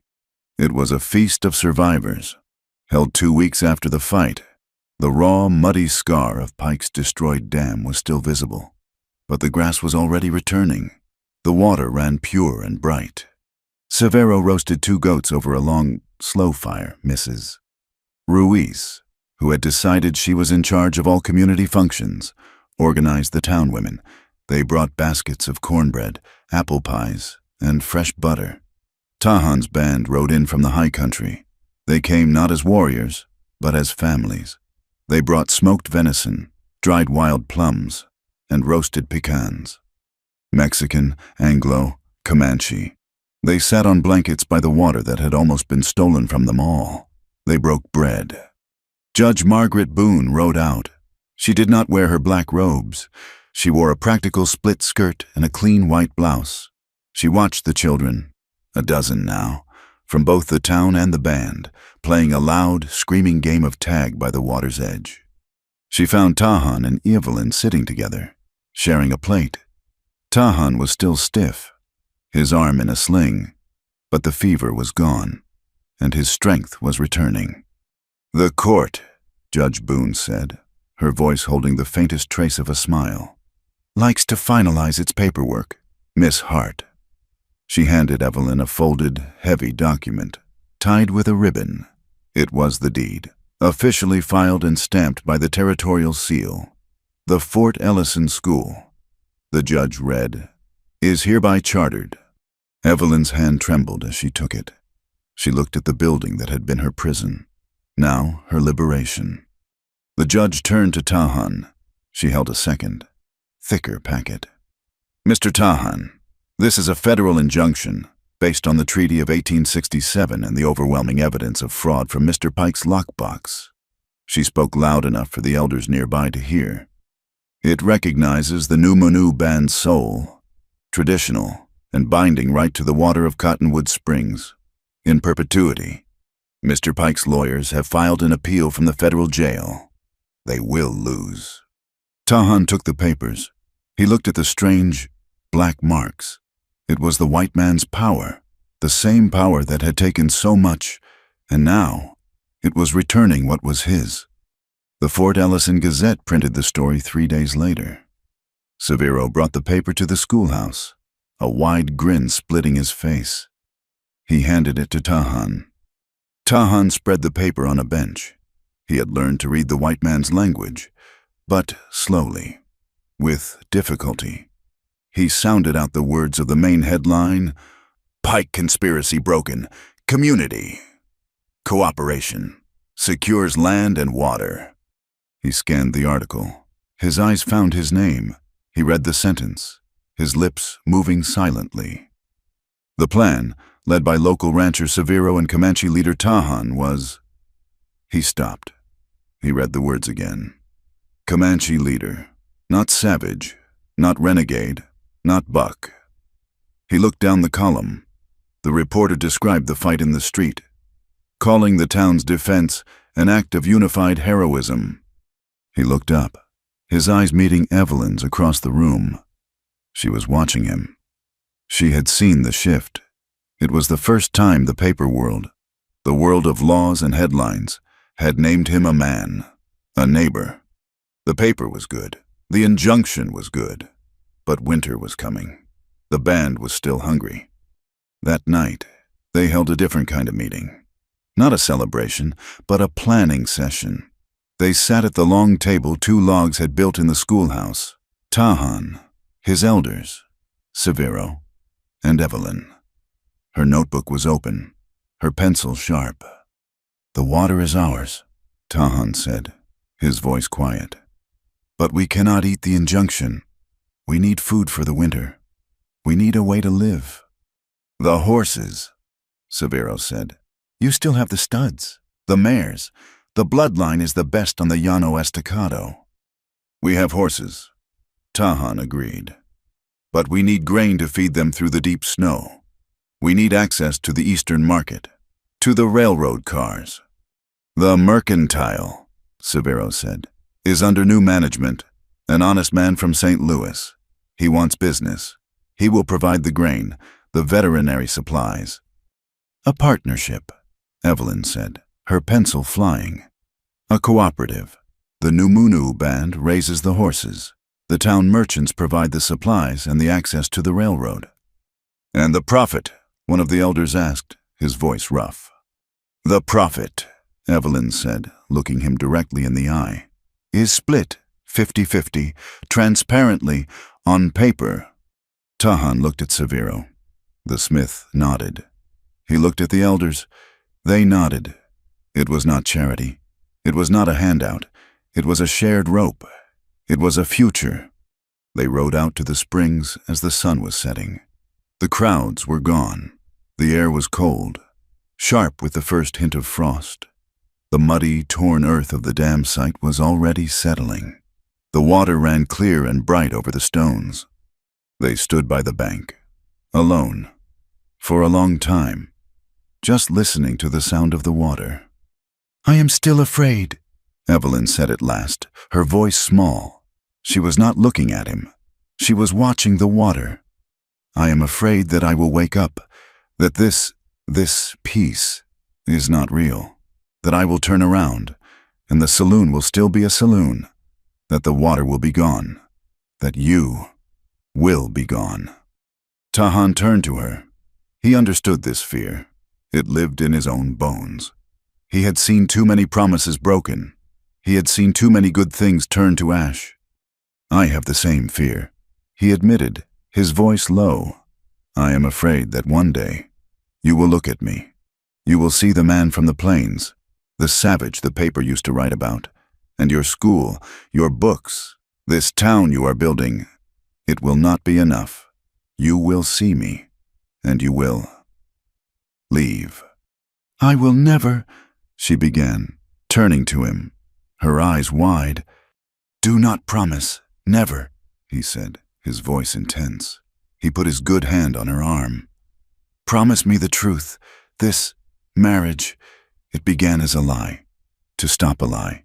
It cannot live as one. If the day comes that your heart changes, promise me you will speak it, before it is too late. I promise, she whispered, her heart aching with the terrible, beautiful honesty of his request. If you will promise me the same, no more ghosts, no more secrets, no matter how hard the truth is. I promise, he said. He reached into the pouch on his belt. He took out a small, flat, dark stone. He had found it by the river during the long days of his healing.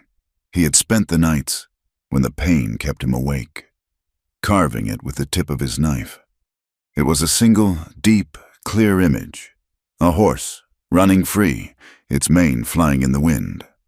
He knelt, his shoulder protesting, but his body strong. He found the small stack of stones they had left in the storm, the marker of their first shared fire. He placed his carved stone at the base, setting it firmly in the damp earth by the water's edge. It was not a grave marker. It was not a claim. It was an anchor, a promise to stay. The water of the spring, his water, flowed over it, and Tahan rose and took her hand. The cottonwoods bloomed late that year, after the rains, as if the land itself was celebrating. The trees released their seeds, tiny white puffs of cotton that drifted on the breeze, filling the air by the springs with a soft, summer snow. It settled on the clear, running water and on the shoulders of the small group gathered by the bank. It was not a large wedding. There was no church, no organ, no feast for 100 guests. There was only the land, the water, and the people who had fought for it. Judge Margaret Boone stood on a flat stone, her law book in her hand. She wore her black dress, but she had added a small lace collar, a concession to the day. Severo was there, his arm in a clean sling, standing as Tahan's witness, Mrs. Ruiz, who had wept when Evelyn had asked her, stood as her witness, clutching a bundle of wildflowers. Tahan's band was there, his elders standing in a quiet, dignified line. 2 logs, the carpenter, had come, and Little Fox, his ribs still tightly bound, stood at the front. His face was split in a grin so wide it looked like it might hurt his healing wounds.